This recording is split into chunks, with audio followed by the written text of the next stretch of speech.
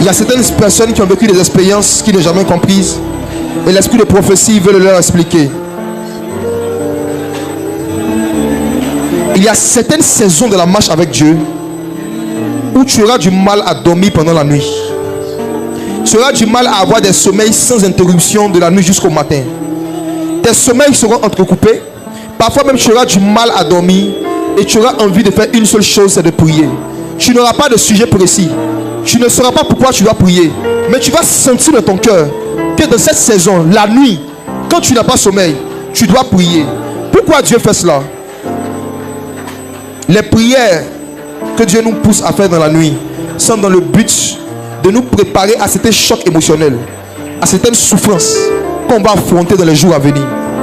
Lorsque Jésus devait aller à la croix, l'Esprit l'a poussé d'abord à Gethsémane dans la nuit. Il a prié avec instance parce qu'on devait le tuer. Il y a des souffrances par lesquelles il devait passer. Parce que l'Esprit a vu ces souffrances. L'Esprit l'a plongé dans un temps de prière inhabituel. Quand tu sens le besoin de prier de façon inhabituelle, ça veut dire qu'il y a de grandes souffrances qui vont t'arriver dans les jours à venir. Et si tu ne pries pas, aïe, quand ces souffrances vont arriver, elles peuvent te détruire. Mais si tu laisses le Saint-Esprit te conduire dans des temps de prière imprévus, sans fixer une heure de fin, peu importe l'intensité des problèmes, des souffrances qui vont venir vers toi, tu seras peut-être endommagé, mais pas détruit.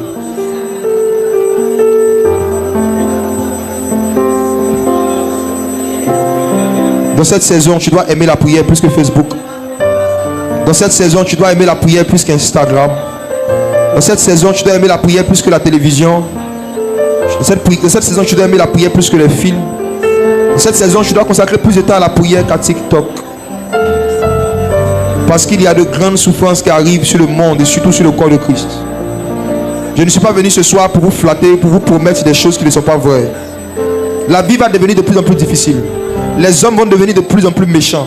Le Seigneur Jésus avait prophétisé que dans les derniers jours, les gens se haïront et se trahiront. Ils se haïront et ils se trahiront. Ils se haïront et ils se trahiront. Ne pense pas que ce verset ne va pas t'atteindre. Si Jésus a été trahi, plus tu vas ressembler à Jésus, plus les traîtres vont t'aimer. Si tu grandis spirituellement, plus tu vas ressembler à Jésus, plus ceux qui ont l'esprit de Judas vont vouloir devenir tes apôtres. Si Jésus a été trahi et que tu veux ressembler à Jésus, il y a beaucoup d'aspects de ta vie qui vont ressembler à la vie de Jésus, comme le domaine de la trahison. Mais lorsqu'on te trahira, est-ce que tu vas réagir comme Christ? Est-ce que tu vas réagir comme Jésus? Tout dépend de ta vie de prière. Si la trahison vient te trouver en prière, la trahison pourra t'endommager mais ne pourra pas te détruire. Ce que Satan veut tuer en toi, c'est ton amour fraternel, comme l'homme de Dieu l'a dit. C'est ton amour du prochain. L'apôtre Paul dit que même si tu parles toutes les langues des anges, même si tu as toute la science de tous les mystères, si tu n'as pas la charité, tu n'es rien. Satan sait que ce qui fait de nous quelque chose dans le monde des esprits, c'est l'amour. Donc il passe par les trahisons des gens pour tuer notre amour. Quelqu'un va te voler, va t'escroquer, et après ça, Satan va te dire, ne prête plus jamais de l'argent à quelqu'un. Quelqu'un va t'arnaquer, et après ça, Satan va te dire, n'aide plus personne. Si tu écoutes cette voix, il a tué ta charité.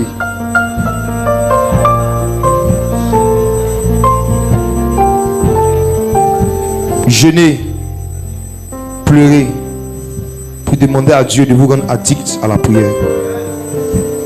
La prière peut faire ce que l'argent ne peut pas faire. La prière peut faire pour toi ce que ton papa ne peut pas faire pour toi. La prière peut faire pour toi ce qu'aucun homme de Dieu ne peut faire pour toi. Jésus, dans les temps les plus difficiles de sa vie, la première fois de sa vie où il a eu peur, il a eu des angoisses, il a dit mon âme est angoissée jusqu'à la mort. Il a pris 3 de ses amis, il dit venez être avec moi. La Bible dit qu'ils ont dormi. La seule personne qui est restée éveillée avec Jésus, c'était la prière. Il ne lui restait que la prière. La Bible dit qu'il a prié jusqu'à ce que sa sueur se transforme en sang. Vous imaginez l'intensité. Nous blaguons dans nos églises. Nous blaguons dans nos églises. Quand tu vois l'église moderne en train de prier, tu comprends pourquoi ils sont étrangers aux miracles et aux dons de parole de connaissance. Leurs prières même ressemblent à des blagues. Voici pourquoi leurs prophéties sont amusantes. La taille de l'onction que Dieu va déposer sur ta vie ne sera jamais plus grande que la taille de ta vie de prière. Si prier juste 15 minutes ou 20 minutes vous donne l'impression que vous avez trop duré, Satan vous a séduit. Jésus a prié pendant 1 heure. Et lorsqu'il est revenu, il a trouvé ses apôtres endormis et il leur a dit, vous n'avez pas pu prier 1 heure avec moi. Pour dire que c'est le minimum vital. C'est le minimum. Et pendant ces 1 heure, il a souffert, sa sueur s'est transformée en sang. Il était abandonné. Ça veut dire qu'il a prié jusqu'à ce qu'il n'ait plus de force physique. Si vous voulez devenir des gens profondément spirituels, ayez des temps de prière où l'heure de fin, ça ne sera pas 1 heure que vous avez fixée en fonction de la montre. Mais vous allez décider de prier jusqu'à ce que vous n'ayez plus de force physique. Il y a des expériences avec le Saint-Esprit que vous n'aurez jamais. Tant que vous fixez des heures de fin à vos temps de prière personnels tout le temps, il y a des moments dans la vie chrétienne où tu dois te dire, je vais prier jusqu'à ce que je n'arrive plus à prier. Et c'est ce qui est arrivé à Jésus. Quand il est tombé dans l'agonie, qu'il n'arrivait plus à prier, la Bible dit qu'un ange du ciel est venu pour le fortifier. Ça veut dire quoi? Il y a certaines expériences surnaturelles. Il y a certaines forces qui viennent du ciel lorsque l'homme n'a plus de force sur la terre. C'est quand on est à bout de force, c'est là que la force du Saint-Esprit vient vers nous. Je vous en prie, mes frères et sœurs, aimez prier longtemps. Aimez cela, affectionnez cela. Il y a beaucoup de générations, il y a beaucoup de gens qui sont captifs et qui ne seront jamais délivrés si tu n'atteins pas une certaine intensité dans la prière. Les premiers disciples de Jésus avaient reçu l'onction, mais ils n'avaient pas développé une vie de prière. À cause de cela, il y a certains démons qui ne pouvaient pas chasser. Jésus leur a dit, vous n'avez pas pu chasser ce démon. Pas parce que vous n'êtes pas loin, mais parce que cette sorte de démon n'obéissent qu'à la voix des gens qui ont une vie de jeûne et de prière. Mes frères et sœurs, vous êtes à Yopougon. Yopougon, c'est Babel. C'est la ville la plus peuplée, la commune la plus peuplée d'Abidjan. C'est ici qu'il y a le plus de captifs. Dieu a conçu vos vies de prière pour dégager certaines mesures de puissance, pour libérer des prostituées, pour libérer des drogués, pour libérer des alcooliques. Il compte sur vos vies de prière individuelles pour générer certaines puissances. Est-ce qu'on peut prier encore un peu? J'aimerais que je prie pour un sujet. Tu vas dire, Seigneur, guéris-moi totalement afin que je devienne aussi un instrument de guérison de tes mains. Tu vas aspirer, soupirer à être quelqu'un par qui Dieu peut passer pour guérir des gens. J'aimerais que je prie pour ça avec sérieux. Demande au Seigneur de faire de toi un instrument de guérison. Et vous savez, l'amertume est une puissance. La douleur, c'est une puissance. Les gens qui souffrent dans leurs âmes, vous ne pourrez pas les consoler seulement avec des beaux discours. Vous avez besoin d'une puissance. C'est une puissance qui va faire sortir de leur cœur la puissance qu'on appelle l'amertume. Quand Jésus devait monter au ciel, il a dit à ses disciples, ne cherchez pas à savoir les temps et les circonstances que le Père a fixées. Mais vous recevrez quoi? Vous recevrez quoi? Vous recevrez quoi? Jésus a interdit à ses disciples d'aller évangéliser sans puissance. Il dit, arrêtez tout ce que vous faites. Tant que vous n'avez pas reçu une énergie, restez dans la chambre haute. Il ne voulait pas que les gens aillent témoigner de lui seulement avec des discours. Parce qu'il sait que c'est la puissance, le monde entier est sous la puissance du balai. Les gens sont sous la puissance de Satan. Tu peux leur dire pourquoi ils doivent pardonner. Tu peux leur donner la définition du mot pardon. Tu peux leur donner l'origine du mot pardon. Et puis quand tu vas finir, ils vont dire, je ne peux pas. Il y a une puissance qui les maintient dans la haine. Il y a une puissance qui les maintient dans la rancune. J'ai vécu une expérience très bizarre ici, quand je suis rentré. Au début, pendant que le groupe musical faisait le temps d'adoration, j'ai vu beaucoup de chauves-souris autour de la tête d'une femme. Beaucoup de chauves-souris. Et j'ai commencé à prier. Et au fur et à mesure que je priais, ces chauves-souris ont commencé à m'attaquer. Et j'ai commencé à avoir des douleurs. Je vivais la vision pendant que j'étais assis là. J'ai commencé à avoir des douleurs à la partie droite de la tête. Et le Seigneur m'a dit que cette douleur que je ressens, ce n'est pas ma douleur, que c'est la douleur de cette femme. Qui a souvent des migraines qui viennent, mais ça se manifeste. Elle sent la douleur plus du côté droit. Et que ce sont des esprits qui la tourmentent. Mais ces esprits-là se basent sur une blessure qui est en elle. Quelque chose qu'elle n'a pas pardonné. Tant qu'elle entretient cette rancune, ces migraines ne vont jamais fini. Si ce n'est pas la puissance du Saint-Esprit, tu vas expliquer à une telle femme pourquoi elle doit pardonner, la nécessité de pardonner, l'importance, elle va comprendre. Mais il y a des esprits, des entités qui vont lui dire autre chose dans son âme. Et la voix des esprits parle plus fort au cœur de l'homme que la voix des humains. Prie pour demander au Seigneur ce soir qu'il te donne une puissance pour guérir ceux qui ont le cœur blessé. Vous savez, c'est possible d'être actif dans une église locale et de pratiquer la sorcellerie. Et on peut être actif dans une église locale, dans un service, et puis être un sorcier qui s'ignore. Le sorcier, ce n'est pas forcément celui qui mange l'homme. Le sorcier, c'est celui qui fait des choses en fait qui détruisent le travail ou la vie des autres. Et lorsque par exemple tu es membre d'un groupe musical et que tu n'as aucune vie de prière, aucune vie de jeûne, et que tu viens quand même, quand il y a le groupe, tu te mets dans le groupe, tu pratiques la sorcellerie.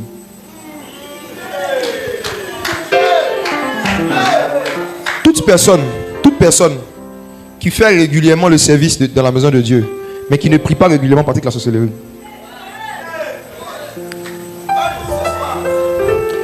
Dans le livre de Jacques, le Seigneur dit que celui qui sait ce qui est bien, qui ne le fait pas, commet un péché. Dans Actes chapitre 6, la Bible dit qu'à un moment, il y a eu un problème de nourriture. Les veuves des hellénistes, c'est-à-dire des Grecs qui s'étaient convertis à Jésus, se plaignaient qu'elles étaient négligées dans la distribution de nourriture et qu'on favorisait les veuves des Juifs. Il y a eu un palabre à cause de cela et les apôtres ont dit: choisissez 7 personnes remplies du Saint-Esprit pour servir aux tables. Dans l'église de Jésus, même pour servir la nourriture, il faut être rempli du Saint-Esprit et pour diriger l'adoration. Je rembobine. Dans l'église de Jésus, pour servir la nourriture, on demandait que même ceux qui vont donner du pain soient remplis du Saint-Esprit. Et ceux qui doivent accueillir les gens à la porte.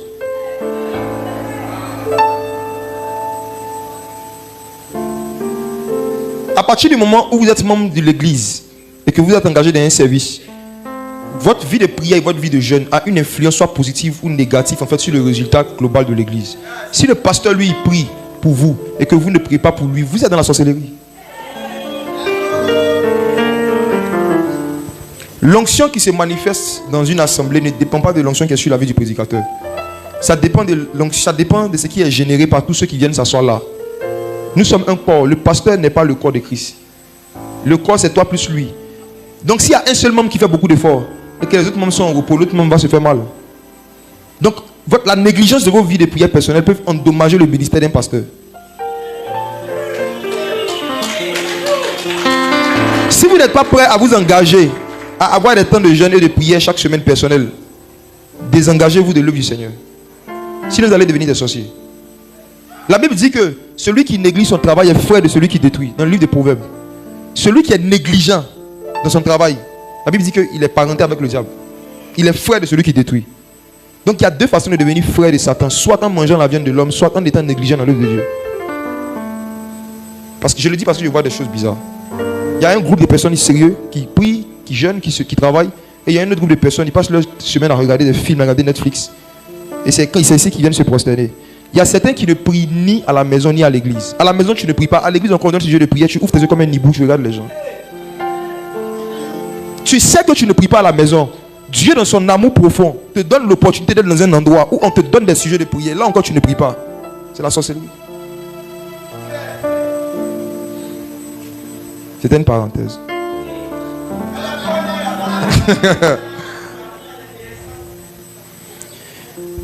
Le sous-thème de ce soir que je vais aborder, c'est comment utiliser ces blessures pour grandir dans l'onction.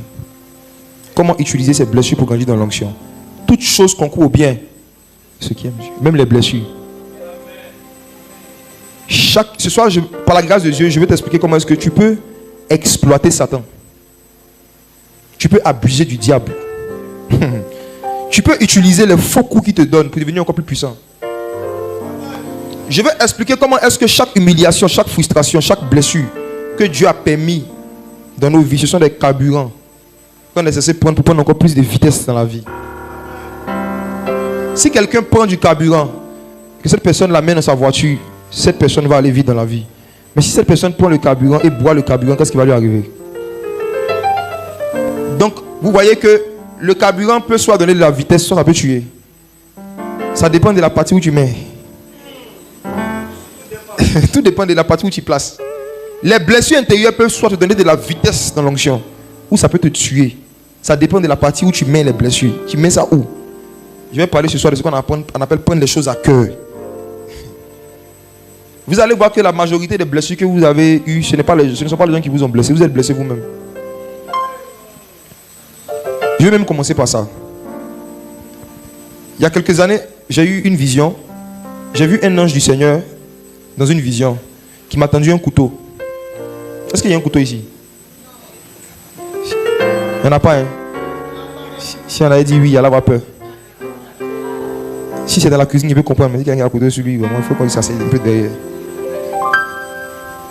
J'ai vu un ange du Seigneur qui est venu avec un couteau et il m'a tendu le couteau. Il dit prends-le. Je l'ai regardé d'abord. J'ai pris le couteau. Et il m'a dit, quand tu as pris le couteau, est-ce que tu t'es blessé? Tu es blessé? Je dis non. Il dit maintenant prends le couteau, mets-le sur ton cœur. J'ai placé et puis il dit appuie. Je dis non. Il dit vas-y appuie. Je dis non. Il dit pourquoi? Il dit parce que si je le fais, je vais me blesser. Il dit ce couteau là, ce sont les injures et les humiliations que les hommes te donnent. Lorsqu'on t'insulte, l'injure peut ne pas te blesser si tu ne prends pas ça à cœur.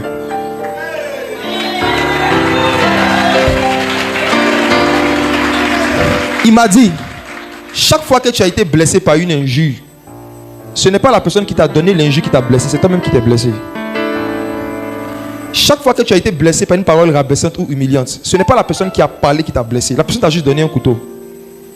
C'est toi qui as pris le couteau et puis tu as pris ça à cœur. La preuve, si tu es en train de parler avec ton ami et puis il dit hey chien, ça va? Ça te fait mal? La même phrase. Si tu vois un petit plus âgé que toi que tu ne connais pas, qui te voit et puis qui dit ton chien. Comme ça, quand tu vois comment ton corps va réagir. C'est la même phrase, mais ça n'a pas le même effet sur ton cœur. Pourquoi? Parce que pour un, tu prends ça comme amusement, mais pour l'autre, tu prends ça à cœur. Satan nous apprend à prendre à cœur des choses blessantes. On sait pourquoi on se blesse. Et j'ai dit à cet ange que si ce que tu me dis est vrai, montre-moi au moins un verset dans la Bible qui peut soutenir cela. Il m'a dit il y a tellement de versets que tu connais. Et vous savez, dans le monde spirituel, quand un esprit veut te parler, que ce soit Jésus ou un ange, il n'a pas besoin d'ouvrir la bouche pour te parler. Souvent, vous regardez et tu reçois des informations. Dès qu'il m'a dit il y a tellement de versets, je me suis rappelé du passage où le Seigneur dit ne vous irritez point. Dans 1 Corinthiens 13, la Bible dit que l'amour ne s'irrite point. Le mot irriter, ça veut dire blesser. Ce qui est écrit dans 1 Corinthiens chapitre 13, c'est que l'amour ne se blesse point.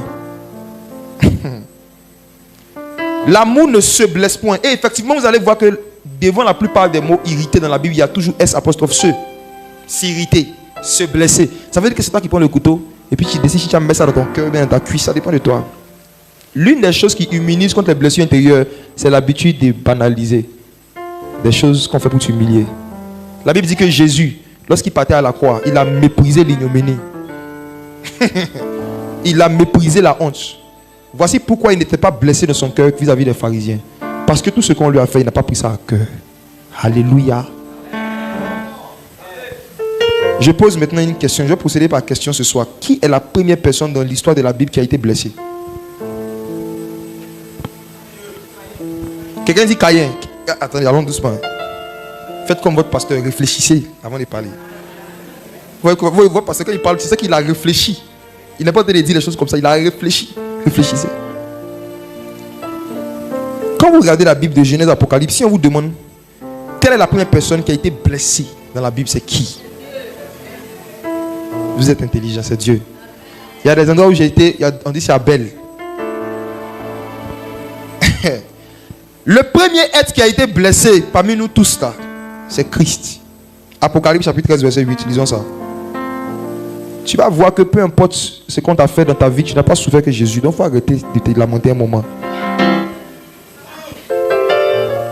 Ce qu'on a fait à Jésus, si toi tu avais fait la moitié, peut-être tu allais marcher comme ça. Pourtant tu vois Jésus, il est glorieux.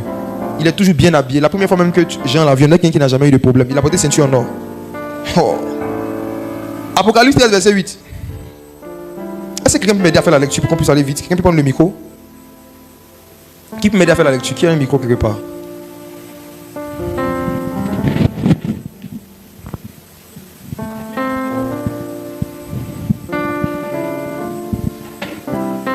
Apocalypse chapitre 13 verset 8. Oui.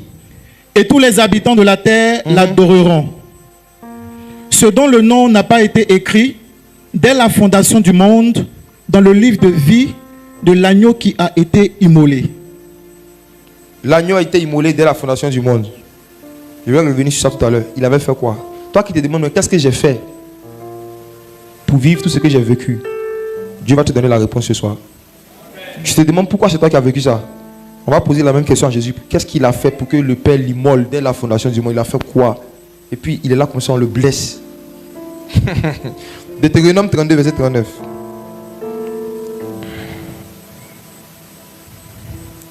Deutéronome 32 verset 39. Deutéronome 32 verset 39. Sachez donc que c'est moi qui suis Dieu et qu'il n'y a point de Dieu près de moi. Je fais vivre et je fais mourir. Je blesse et je guéris.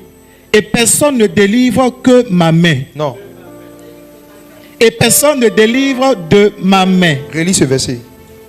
Sachez donc. Non, relis la dernière phrase, pardon. Personne. Et personne ne délivre de ma main. Une troisième fois, parce que je vais dire quelque chose de grave. Et personne ne délivre de ma main. Homme de Dieu, tu sais pourquoi il y a certaines personnes qui demandent la délivrance, pour qui on prie et qui ne sont jamais délivrés? Parce qu'ils sont dans la main de Dieu. Je rembobine. Tu sais pourquoi il y a certaines personnes qui demandent qu'on prie pour leur délivrance? Nous prions de tout notre cœur, mais ils ne sont jamais délivrés. Parce que le problème qu'ils ont vient de la main de Dieu. Et Dieu dit que personne ne délivre de ma main. Avant de vous muscler sur les cas de délivrance des gens, cherchez à avoir la main.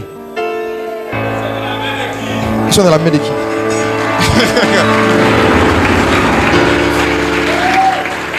Souvent, il a fallu dire ça en anglais. Il a fallu dire you need to investigate. En fait, souvent tu as besoin de faire des recherches sur la main qui manipule ou qui maintient une personne dans une certaine souffrance. Dieu ici ne se présente pas en tant que le Dieu qui guérit, mais en tant que le Dieu qui blesse. God bless you. Attends, il faut relire. Faut relire. Sachez donc que c'est moi qui suis Dieu et qu'il n'y a point de Dieu près de moi. Ensuite, je fais vivre et je fais mourir. Regardez, hein, par rapport à la mort, par rapport à la mort et à la vie, il a cité d'abord la vie. Je fais vivre et je fais mourir. Mais par rapport aux blessures, il a commencé par quoi? Je blesse et je guéris. Est-ce qu'il a dit je guéris et je blesse? Non. Je blesse et je guéris. Je blesse. God bless you. Tu comprends? Regardez. Chaque bénédiction, chaque blessing, chaque bénédiction de Dieu vient avec une mesure de blessure. Il n'y a personne dans la Bible que Dieu a béni sans le blesser. Je n'ai pas vu, même Jésus. Je n'ai pas vu. Personne ne délivre de ma main. On peut délivrer quelqu'un à condition que ce soit la main du diable qui soit derrière son problème. Mais si c'est la main de Dieu, on ne peut pas chasser au nom de Jésus un démon qui est venu au nom de Jésus. La raison pour laquelle Saül, qui avait un esprit impur, ne pouvait jamais être libre, c'est parce que c'était le mauvais esprit de l'Éternel. La Bible dit que c'était le mauvais esprit de l'Éternel. Le mauvais esprit qui te fatigue là, il est de qui, maman? On est d'accord, il y a un esprit derrière ton affaire, mais c'est il y a un mauvais esprit, mais il est de qui? Personne ne délivre de ma main, dit l'Éternel.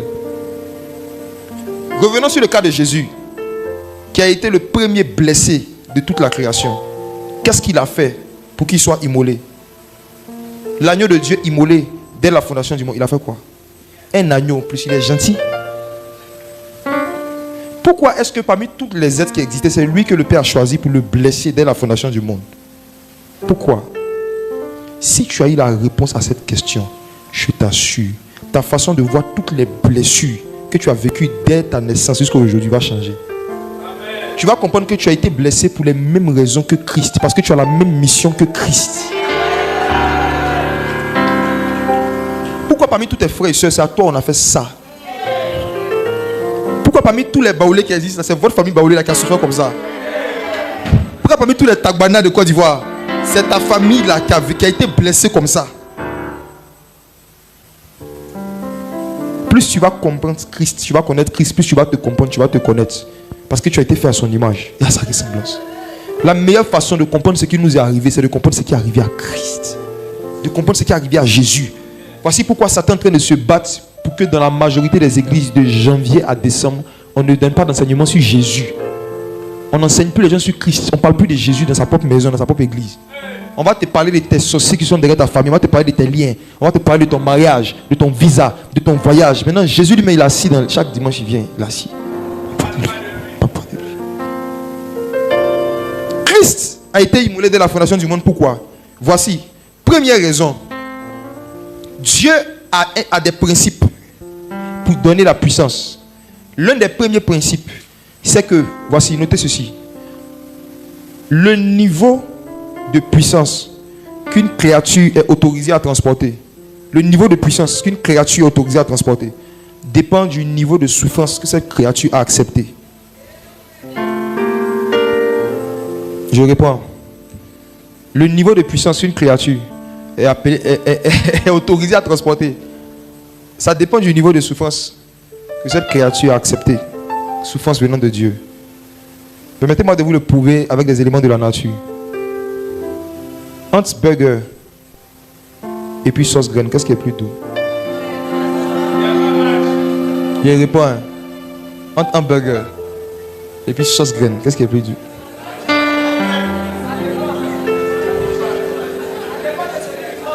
Il ne parle pas aux Français, aux ceux qui ont grandi en France. Il parle aux Ivoiriens de Yopougon. Ok. Suivez maintenant ceci. Entre le burger et la sauce graine, qu'est-ce qui fait le plus souffrir en termes de préparation? Les fast-foods, les nourritures qu'on fabrique rapidement sans beaucoup souffrir, ont un goût. Mais ça ne peut pas avoir le même goût que les nourritures qu'on souffre pour préparer. Ce qui se prépare dans la souffrance donne plus de jouissance. Ce qu'on fabrique en souffrant, il y a plus de goût. Le Seigneur veut que ta vie ait un goût de qualité supérieure à ceux de tes frères, de tes soeurs, des gens de ta famille. Voici pourquoi il t'a fait tuer au feu. Voici pourquoi toi on t'a mis dans ma mythe. Burger.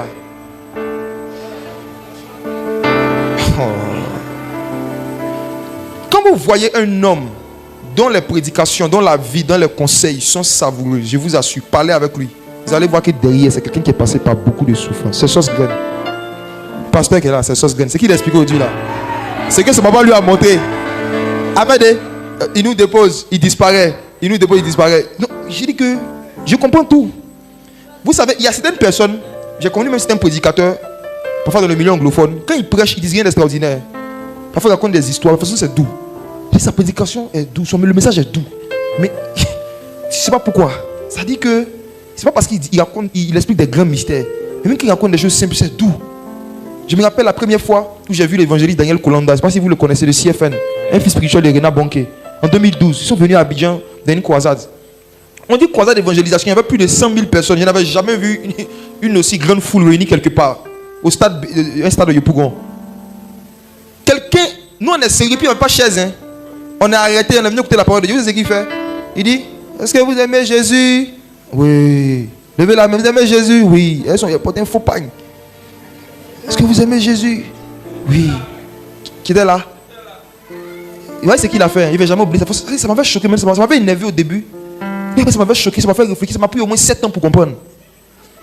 Regardez, il dit, aujourd'hui, Jésus va guérir beaucoup de malades, Jésus va faire des miracles. Les gens crient, ouais. Il dit, mais avant les miracles, on va passer à la parole. On dit, ouais, donne la parole. C'est ce qu'il a fait. Il dit, un jour, je suis allé dans un restaurant. J'ai donné l'argent pour acheter un menu. J'ai pris juste le burger, je suis sorti. Et quand je suis sorti, le vendeur est venu me voir pour me dire, monsieur, vous avez oublié le Coca-Cola. Il a dit non, il ne veut pas de Coca-Cola. Mais la femme dit que en fait, vous avez payé, que le prix que vous avez payé vous donne droit au burger et au Coca-Cola. Donc même si vous ne voulez pas, on doit vous donner parce que c'est ce que vous avez payé. Et il dit de cette façon, quand Jésus allait à la croix, il a payé pour nos péchés et pour nos maladies. Mais l'église moderne dit qu'eux, ils prennent seulement les péchés, ils ne veulent pas la guérison des malades. Il dit Jésus a payé le prix pour qu'on reçoive le pardon des péchés, le pardon des maladies. Mais il y a des gens qui ne prennent que le pardon des péchés. Donc lui, il est venu nous donner le Coca-Cola. Les malades levaient les mains. Il a prié, les miracles ont commencé à se passer. Mais frère, c'est quelle évangélisation ça? Des aveugles ont commencé à voir devant moi. Des paralytiques ont commencé à marcher. Il y avait un enfant qui était muet devant moi. Il était au dos de sa maman. Il a commencé à crier maman, maman. Il y avait l'impression qu'il devenait fou. Il dit attends. Les pasteurs qui prêchent les mystères des 7 tonnerres d'Apocalypse, des 7 anges, des 7 étoiles. Même guérison des mal de tête, on ne voit pas. Un gars vient nous raconter l'histoire de Coca-Cola, burger, les aveugles voient. Il a dit non, il doit comprendre, il y a quelque chose qui ne va pas. Ça m'a pris 7 ans pour comprendre, 7 ans. En fait, c'est quand j'ai écouté l'histoire de sa vie, j'ai vu pourquoi est-ce qu'il n'a pas besoin de dire beaucoup de choses pour que beaucoup de choses se passent. La puissance qui dégage là. C'est à cause des souffrances par lesquelles il est passé. Si quelqu'un vous dit qu'il peut vous imposer les mains et que juste par son imposition des mains, vous allez commencer à manifester autant de puissance que lui, il veut vous escroquer.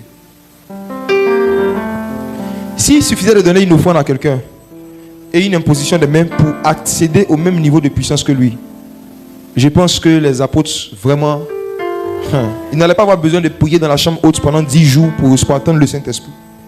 Jésus allait juste le toucher comme ça, chacun, ils allaient partir. Le Acte chapitre 2, le jour de la Pentecôte. Tu sais que dimanche prochain, beaucoup d'églises vont jouer au même jeu que chaque année. Et beaucoup de pasteurs pensent que le Pentecôte, c'est la fête d'anniversaire du Saint-Esprit. Beaucoup de chrétiens pensent que c'est la date d'anniversaire. C'est l'anniversaire du Saint-Esprit dimanche prochain. C'est dimanche prochain, ils vont commencer à parler de qui est le Saint-Esprit, comment il est venu. Toute l'année, on ne parle pas de lui. On attend le jour de son anniversaire. On parle de lui un peu. Puis après, allez, on commence à parler de l'argent. Ok, continuez.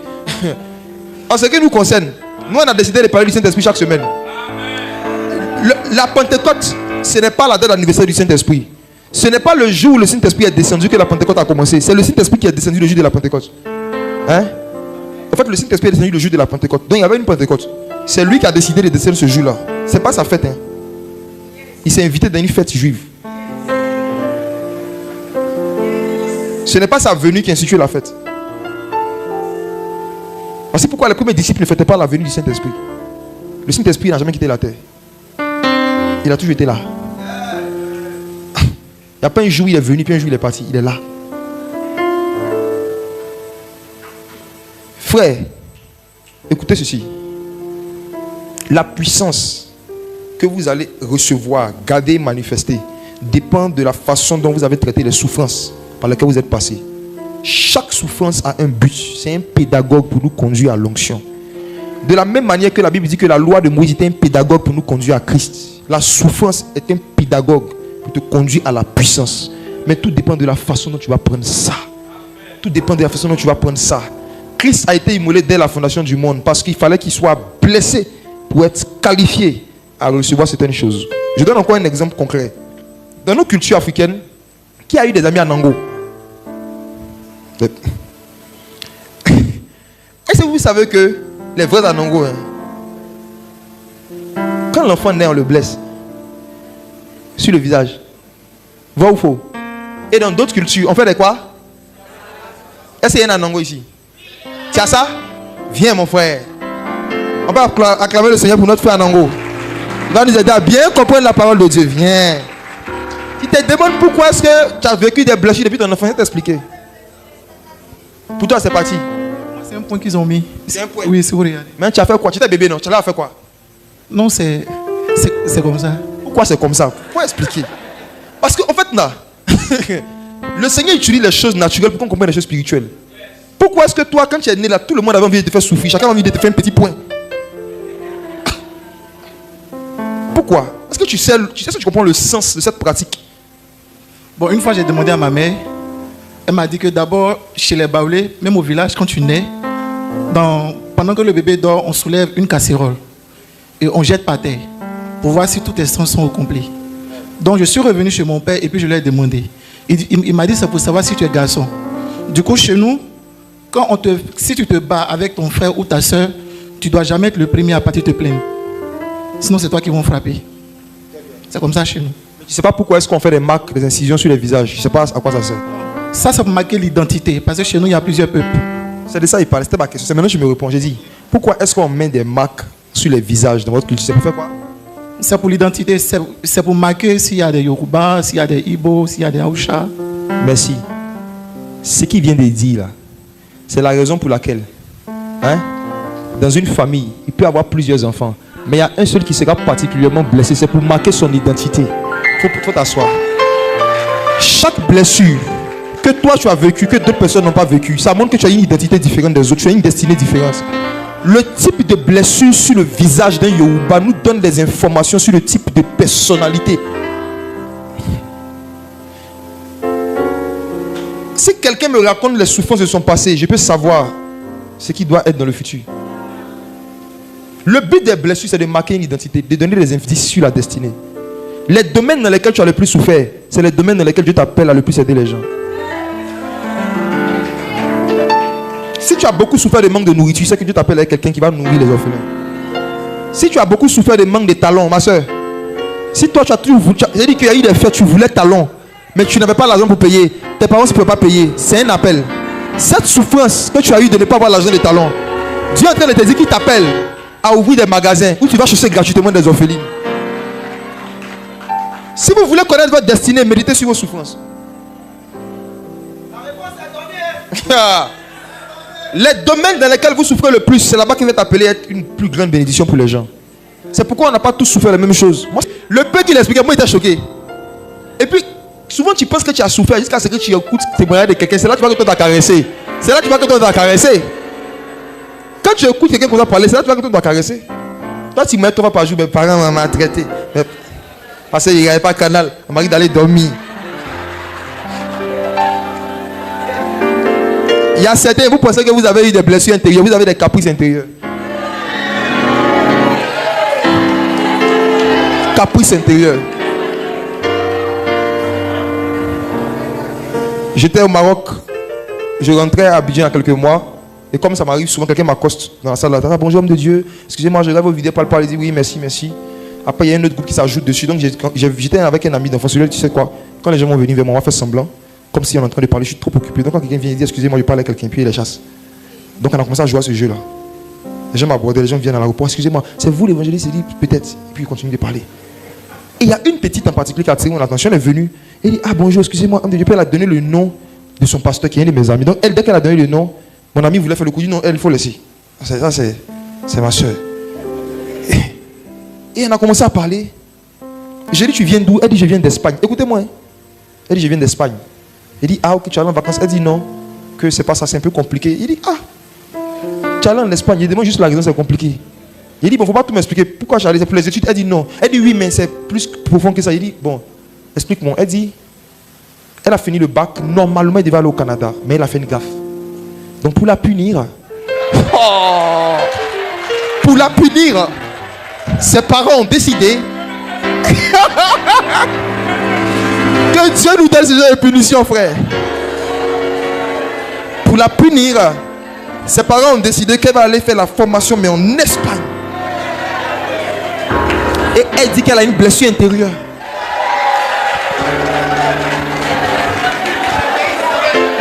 Elle était blessée. Oh. Si je l'avais vite connue, j'allais lui dire, tu sais, je vais t'organiser un rendez-vous avec quelqu'un. Quand tu es blessé, lui on l'a immolé.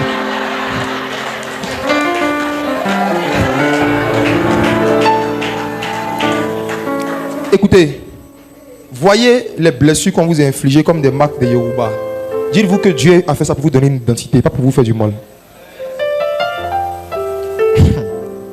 C'est pour vous donner une identité, une destinée, que Dieu a permis que vous viviez certaines blessures, vous que d'autres personnes ne vivent pas. Et quand vous aurez l'impression d'avoir trop souffert, cherchez à écouter les témoignages des gens qui ont plus souffert que vous, ça va vous calmer. Moi j'ai des vidéos que j'ai téléchargées, des personnes qui n'ont pas de bras et n'ont pas de pieds mais qui travaillent. J'ai vu la vidéo d'une femme au Mali qui n'a pas de bras, elle prépare avec ses pieds. C'est parce que quelqu'un a déjà vu ça, elle rampe comme ça, qui a déjà vu cette vidéo. Voilà. J'ai téléchargé ça. Et puis quand souvent, j'ai travaillé à l'époque, quand il y a des personnes comme ma tête au travail, ils regardent. Toi tu tapes sur l'ordinateur, tu donnes 200 000, tu ne te payes pas bien.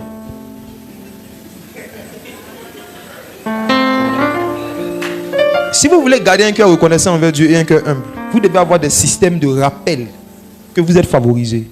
Et l'une des façons de se rappeler qu'on est favorisé, c'est constamment de regarder la vie ou l'histoire de certaines personnes qui vivent pire que nous, je vous assure. C'est l'une des façons qui fait que le cœur, tu gardes ton cœur reconnaissant devant le Seigneur. Et moi, j'avais téléchargé des vidéos comme ça. Quand on me fatiguait au travail, quand ma patronne me frisse, me blesse, je vais m'asseoir et regarde. Elle n'a pas de bras.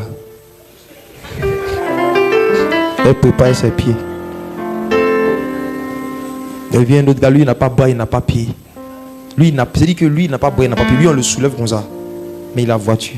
Ils ont fait voiture pour lui. Et puis moi, il n'est pas la foi que moi qui ai 2 bras, 2 pieds. Un jour, il va arrêter et prendre Baka. Quand Dieu voulait commencer à utiliser Josué, il lui a dit, je serai avec toi comme j'ai été avec mon serviteur Moïse. Parce que chaque fois que Dieu fait quelque chose avec toi, Dieu va te montrer un homme pour qui il a déjà fait la même chose. Ou avec qui il a déjà fait quelque chose de similaire de ce qu'il veut faire avec toi. En méditant sur cet homme, tu te donnes une idée claire de ce que toi tu peux faire et de ce que Dieu veut faire avec toi. Ayez des personnes dont vous connaissez la vie, qui ont vécu pire que vous, qui se sont sortis. Et puis de temps en temps, lisez leur histoire, lisez leurs vidéos. Quand ton cœur veut commencer à s'enfler, ou à s'énerver, ou à s'irriter, tu dis, oh mon âme, regarde ce monsieur. Parlez à votre âme. L'âme est têtue. Quand ton âme veut te donner l'impression que toi tu souffres trop, tu as trop de problèmes, tu dis, oh mon âme, moi au moins il y a 500 sur mon compte web. Les petits qui demandent 100 francs, les mendiants qui demandent 100 francs, 25 ans. Un mois et eux, c'est qui Dieu n'a pas favorisé.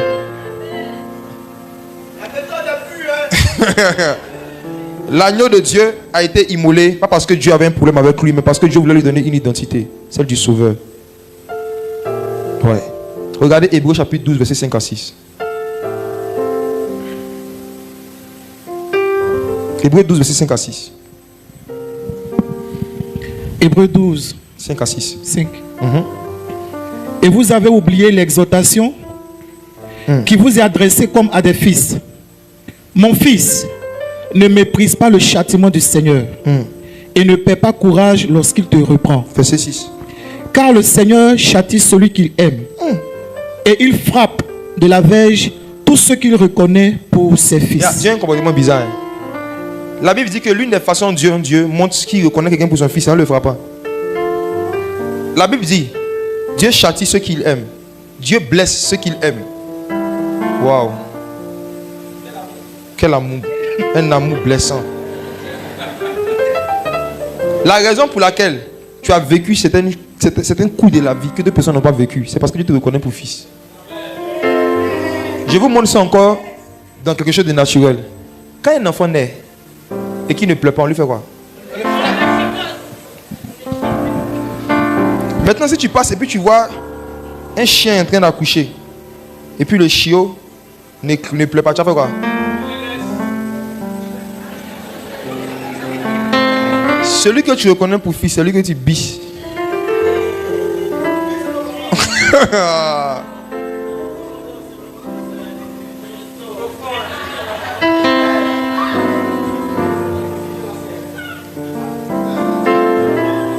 Je vais vous dire un mystère. Est-ce que vous savez que David était sous la loi? Et sous la loi, normalement, en fait, les gens n'avaient pas le droit encore de recevoir le Saint-Esprit en eux. Parce que si tu reçois le Saint-Esprit en toi, ça fait de toi un fils de Dieu. Or, sous la loi, Dieu ne voulait pas avoir des fils, il voulait avoir que des serviteurs. Même Moïse était serviteur. C'est écrit dans Hébreux chapitre 1. La Bible dit que Dieu établit Moïse dans sa maison comme serviteur, mais il a établi Christ comme fils. David était dans la maison de Dieu. Dieu ne voulait pas qu'il serve comme un serviteur. Dieu voulait qu'il serve comme un fils. Donc, qu'est-ce que Dieu a fait? Dieu a permis que David passe par le protocole normal qu'il établit pour ses fils. David naît dans une famille où il y a beaucoup d'enfants, il est le dernier, mais c'est lui qu'on fait le plus souffrir. Pendant que ses frères sont dans les grandes écoles, les bonnes écoles qui correspondaient à l'époque à l'armée, lui, on envoie surveiller les moutons. Et où ça? Dans la forêt. Qui a déjà vu moutons dans la forêt? Souvent quand on lit la Bible, là. Souvent quand on lit la Bible, quand on n'ajoute pas un peu d'intelligence, un peu de culture, on ne va pas comprendre profondément ce que Dieu essaie de nous dire. Vous qui avez grandi un peu au village, on élève les moutons dans la forêt? Mais la Bible dit que lorsque Samuel est venu trouver David, il élevait les moutons où? Posez-vous des questions. C'est quel mouton ça?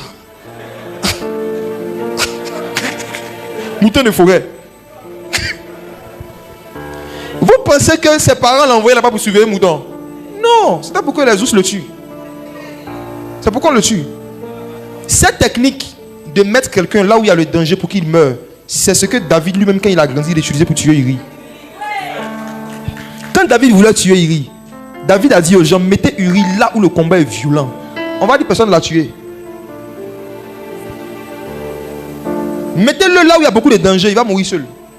C'est la même chose. Mouton qu'on élève dans la plaine là. Son papa a pris le mouton, il dit toi tu vas faire ça dans la forêt. Et effectivement le petit est en train de suivre ses moutons dans la forêt. Et puis un lion vient. Et le lion ne s'attaque pas à David. Le lion vient et puis le lion il voit David, il le laisse et puis il prend une brebis de son père. Et qu'est-ce que David faisait? La Bible dit que David poursuivait le lion. Soyons francs. Si on était à la place de David, on surveille des moutons de quelqu'un qui nous déteste. C'est même pas lui-même ses propres moutons. C'est même pas toi-même tes propres moutons. Quelqu'un qui te déteste, qui te met à l'écart, qui te met en danger. Il te dit de surveiller ses moutons. Et puis tu vois que les lions viennent manger, tu vas te dire quoi? C'est le lion de la tribu de Judas, c'est Dieu qui est en train de faire mon palabre. Vrai ou faux? Si David avait la rancune contre son papa, il allait se dire, Dieu a donné, Dieu a repris. C'est bien. Ils n'ont qu'à bouffer ces moutons. C'est parce qu'il y a un mouton qui me mangent dans la forêt. Si eux tous on les tue, il est resté à la maison. Si David avait quelque chose dans son cœur contre son papa, il allait voir dans le fait que les lions viennent manger le mouton comme la justice de Dieu. David avait un cœur pur. C'est pour ça qu'il a vu Dieu. Dans Matthieu 5, Jésus dit, il n'a pas dit heureux ceux qui prient beaucoup, il dit heureux ceux qui ont le cœur pur, car ils verront Dieu. Le cœur pur, c'est la faculté de ne pas accepter de garder rancune contre quelqu'un, peu importe les raisons. David a veillé sur son cœur, il a travaillé sur son cœur. Et vous savez, l'une des grâces que vous avez, vous qui êtes à vase d'honneur, c'est d'être dans une église qui a été fondée et qui est dirigée par quelqu'un qui enseigne beaucoup sur le cœur, Pasteur Mohamed Sanogo, et qui lui-même, quand tu le côtoies un peu de près, tu vois son cœur. J'étais en train de dire à quelqu'un d'un pays où je suis allé, de tous les pères qui ont les 50 ans, ceux qui ont plus de 50 ans, on se connaît ici, hein, les cinquantenaires, il n'y a personne que j'ai vu venir vers des jeunes comme nous à l'époque de moins de 30 ans. Et puis nous encourager dans ce qu'on est en train de faire. Le jour où ils vont t'appeler, c'est le jour où tu as fait une faute ou bien il y a un problème, là ils vont te contacter. Mais dis qu'ils vont t'appeler juste pour t'encourager, jamais. En plus, je n'ai pas encore vu des pères de sa génération là accepter de s'afficher dans des programmes avec des jeunes. Moi j'ai un programme avec Pasteur Mohamed de stade de l'université à la fin du mois, avec Pasteur Yannick Djati. Au début je crois que c'était une blague. Quand on m'a dit ça, j'ai dit ceci, Pasteur Mohamed Sanogo, prêchement il va dire quoi? Moi il serait chanteur. Il dit si prêchement il va dire quoi? Et puis après il voit que c'est vrai, ils ont commencé à mettre les affiches dans la vie. Il dit c'est vrai. Mais regardez son cœur. Il peut se dire que lui la dimension qu'il a, il va faire quoi pour programmer des petits jeunes de Yopougon. Moi mon église est à Yopougon ici. Les petits jeunes de Yopougon, on a 2 plateaux. Frère, David a gardé son cœur. Il avait compris que toutes les blessures, tous les rejets, la manière quand on le mettait en danger, c'est parce que Dieu voulait lui donner une identité. C'est pas parce que les gens étaient méchants qu'il a vécu des méchancetés. C'est parce que Dieu était bon. Dieu manifeste sa bonté dans le fait de nous mettre en relation avec des gens qui sont méchants. Ces gens nous blessent et ces blessures nous qualifient nous pour recevoir la puissance de Dieu arriver à un certain moment pour aider les gens. Parce que David avait le cœur pur. Malgré que les moutons appartenaient à quelqu'un qui pouvait considérer comme son ennemi, quelqu'un qui l'a rejeté. Il dit non. Un seul mouton de ce monsieur ne doit pas se perdre. David poursuit le lion. Qui est bien allé au zoo? Il n'est pas dit chien. Si vous avez déjà vu le lion, je vous assure, moi si j'étais à la place de David, même si c'était un chien qui avait pris une brebis, moi je ne peux pas poursuivre chien. Même chien, il ne peut pas poursuivre. À plus forte raison, lion. Qu'est-ce qui se passe dans la tête de David pour que, avec des mains nues, lui, un jeune garçon qui a un avenir brillant comme ça devant lui, à cause d'un seul mouton? Il y a beaucoup de moutons à cause d'un seul. Ce n'est pas le sujet d'aujourd'hui. Ça c'est autre chose. Il avait un cœur. David avait compris que il faut se battre dans la vie pour ne jamais perdre une seule chose que tu sais que Dieu t'a donné légalement, même un billet de 1000 francs. À l'époque, si on était là, David allait ressembler à un agneau. On a dit lui, il a il a beaucoup de moutons comme ça. Un seul mouton qui s'est perdu, après il est en train de risquer sa vie pour derrière le lion. Il est avare, il aime l'argent, il aime mouton. Il y a quelque chose que David avait compris que tu n'as pas compris. C'est pourquoi tu es là, tu perds 10 000, ça ne te dit rien. Tu perds 5 000, tu marches comme 1000, tu perds 1000 francs, tu perds l'argent, tu trouves ça normal. Un jour tu vas comprendre. Un jour on va s'expliquer, ce n'est pas le sujet d'aujourd'hui. Je suis en train de parler du fait que David n'a pas pris à cœur les rejets des gens, donc il n'a pas gardé quelque chose dans son cœur contre eux. Il avait bien interprété ce qui se passait. Il allait arriver un moment où Dieu allait vouloir donner la puissance royale à quelqu'un. Mais ce qui te qualifiait pour recevoir la puissance, il faut que tu sois quelqu'un qui a été rejeté. Dieu voulait des rejetés pour l'établir comme roi. Dieu voulait un rejeté pour l'établir comme roi. Et le rejeté, le plus disposé de l'époque, c'était David, le dernier de la famille. Quand on emmène pour suivre un mouton dans la forêt, quand tu lis la Bible dorénavant, ça va te faire rire quand tu es arrivé dessus. Si David suivait un mouton dans la forêt, c'est quel mouton ça là? Un jour même, je me suis assis, non? Et puis j'ai dit que je vais aller dans une forêt pour voir la forêt est comment. Et effectivement, il y a un champ quelque part là-bas avec Pasteur Jean-Jacques. Et je suis allé, j'ai vu, j'ai dit, vous savez ce qu'il fait noir dans la forêt? Est-ce que vous savez ça? Les forêts ne sont pas éclairées. Hein. Et maintenant, les moutons là me voient comment on peut avancer. Et maintenant, David faisait quoi même? Comment il faisait pour avancer? C'est ça qu'on voulait juste le tuer. On voulait qu'un serpent passe quelque part, il le pique. On dit un autre jour, c'était un ours qui est venu. David dit, même quand un ours venait, qu'est-ce qu'il faisait? Il le poursuit. Donc il sait que chaque soir quand David revenait vivant, les gars étaient étonnés. ça va? Quand il dit oui, les gars ils sont étonnés. Il y a des gens qui te demandent comment tu vas. C'est pas parce qu'ils veulent savoir si tu vas bien, c'est pour savoir si le plan a marché. J'avais un grand-père qui est aujourd'hui décédé. Ma mère m'a dit, celui-là, chaque fois que j'ai fait un songe, il me poursuit. Le matin, il m'appelle pour me demander s'il va bien. Il ne la croyait pas. Il dit, oh, un jour moi-même, j'ai fait un songe, le vieux m'a poursuivi. Le lendemain matin, le téléphone sonne. À l'époque, c'était le téléphone fixe, c'est pas le téléphone portable. Il était à l'école primaire. J'ai fait un son, je vois le vieux me poursuivre. Il a importé les panquitas. Il a panquita, mais il courait vite que moi. Dans le son, moi, il a porté lesquels. Lui, il a porté panquita. Et puis, il me poursuit. Quand il était sur le point de m'attraper, il me s'est réveillé. 6 heures, il y a dit le même jour, 6 heures du matin. Le fixe sonne, cling, cling, cling. On se voit de qui c'est le vieux. Ah! Et puis, demain, maman va bien, papa va bien, et Jacou. Quand ma grand-sœur m'a dit, Pépé veut te parler, demain tu vas bien. Il dit, il ne parle pas. Frère, la sorcellerie est réelle. Hein? Il y a des gens qui savent de quoi je parle. Il y a quelqu'un qui est en train de m'écouter. Tu as fait un son sur quelqu'un, un son bizarre. Le même matin, la personne t'a envoyé un message pour te demander comment ça va, pour te saluer, c'est qui. Et voici, il a vécu ça. Lève ta main. Je ne suis pas en train de rigoler, hein. Il parle de faits réels. Quand les gens te demandent comment ça va, ce n'est pas toujours parce qu'ils s'inquiètent de ta santé. C'est parce qu'ils ont essayé un truc. Ils ont envoyé un lion, un ours. Ils veulent voir si David est encore vivant. Le jour où la puissance est venue dans cette famille et que Dieu a envoyé quelqu'un pour oindre un enfant de la famille, volontairement, le père n'a pas parlé de David. Il a présenté tous ses enfants, les plus beaux, ceux qui n'ont jamais été blessés, ceux qui ont toujours été les chouchous de la famille, les plus confortables. Et Samuel a voulu oindre par accident un grand frère de David. Dieu lui a dit, ne le touche pas parce que je l'ai rejeté. Le deuxième, ne le touche pas, je l'ai rejeté. Le troisième, je l'ai rejeté. Une famille de rejetés. Tout le monde était rejeté. Mais il ne savait pas. Et Samuel ne disait pas à quelqu'un, c'est pas ça dans son cœur, c'est un Dieu. C'est Dieu qui lui parlait dans son esprit. Et arrivé un moment, la Bible dit que Samuel demande à Esaïe, est-ce que tu n'as pas encore un autre enfant? Il dit, si, il y a un là. Lui, il surveille mouton de forêt. Mouton de forêt. Samuel dit, appelle-le, on va essayer. La Bible dit que quand David venait, Dieu lui a dit, c'est lui. Ouin-le. Le plus blessé, le plus rejeté, celui qui a les balafres spirituels. Oui, c'est lui, le blessé, le rejeté, là, c'est lui. Ouin-le. Je vais encourager quelqu'un ici. Je ne sais pas ce que tu as vécu dans ta famille, mais je te dis que la taille des frustrations, des rejets et des hontes que tu as vécues te donne une idée de la taille de l'onction. La taille du manteau que Dieu veut déposer sur toi. Moi, je n'aurai pas le temps, je n'ai même pas le courage d'expliquer moi ce que j'ai vécu. Parce que quand j'ai écouté pour le passé, j'ai vu que moi, on m'a chatouillé. Mais mes chatouilles là quand même m'ont fait mal. C'était des chatouilles très douloureuses. J'étais comme David, le dernier de la famille. Et puis le seul garçon, c'est qu'on m'a montré. Et moi, tout le monde faisait son sur moi qui était sorcier. C'est-à-dire qu'il était le seul qui ne savait pas qu'il était sorcier. Ils étaient convaincus de ça, que j'étais sorcier. Donc ils ont trouvé un camp. Il y a une église à l'époque, je ne sais pas si vous avez connu, qu'on appelait la source, du pasteur Kodjo.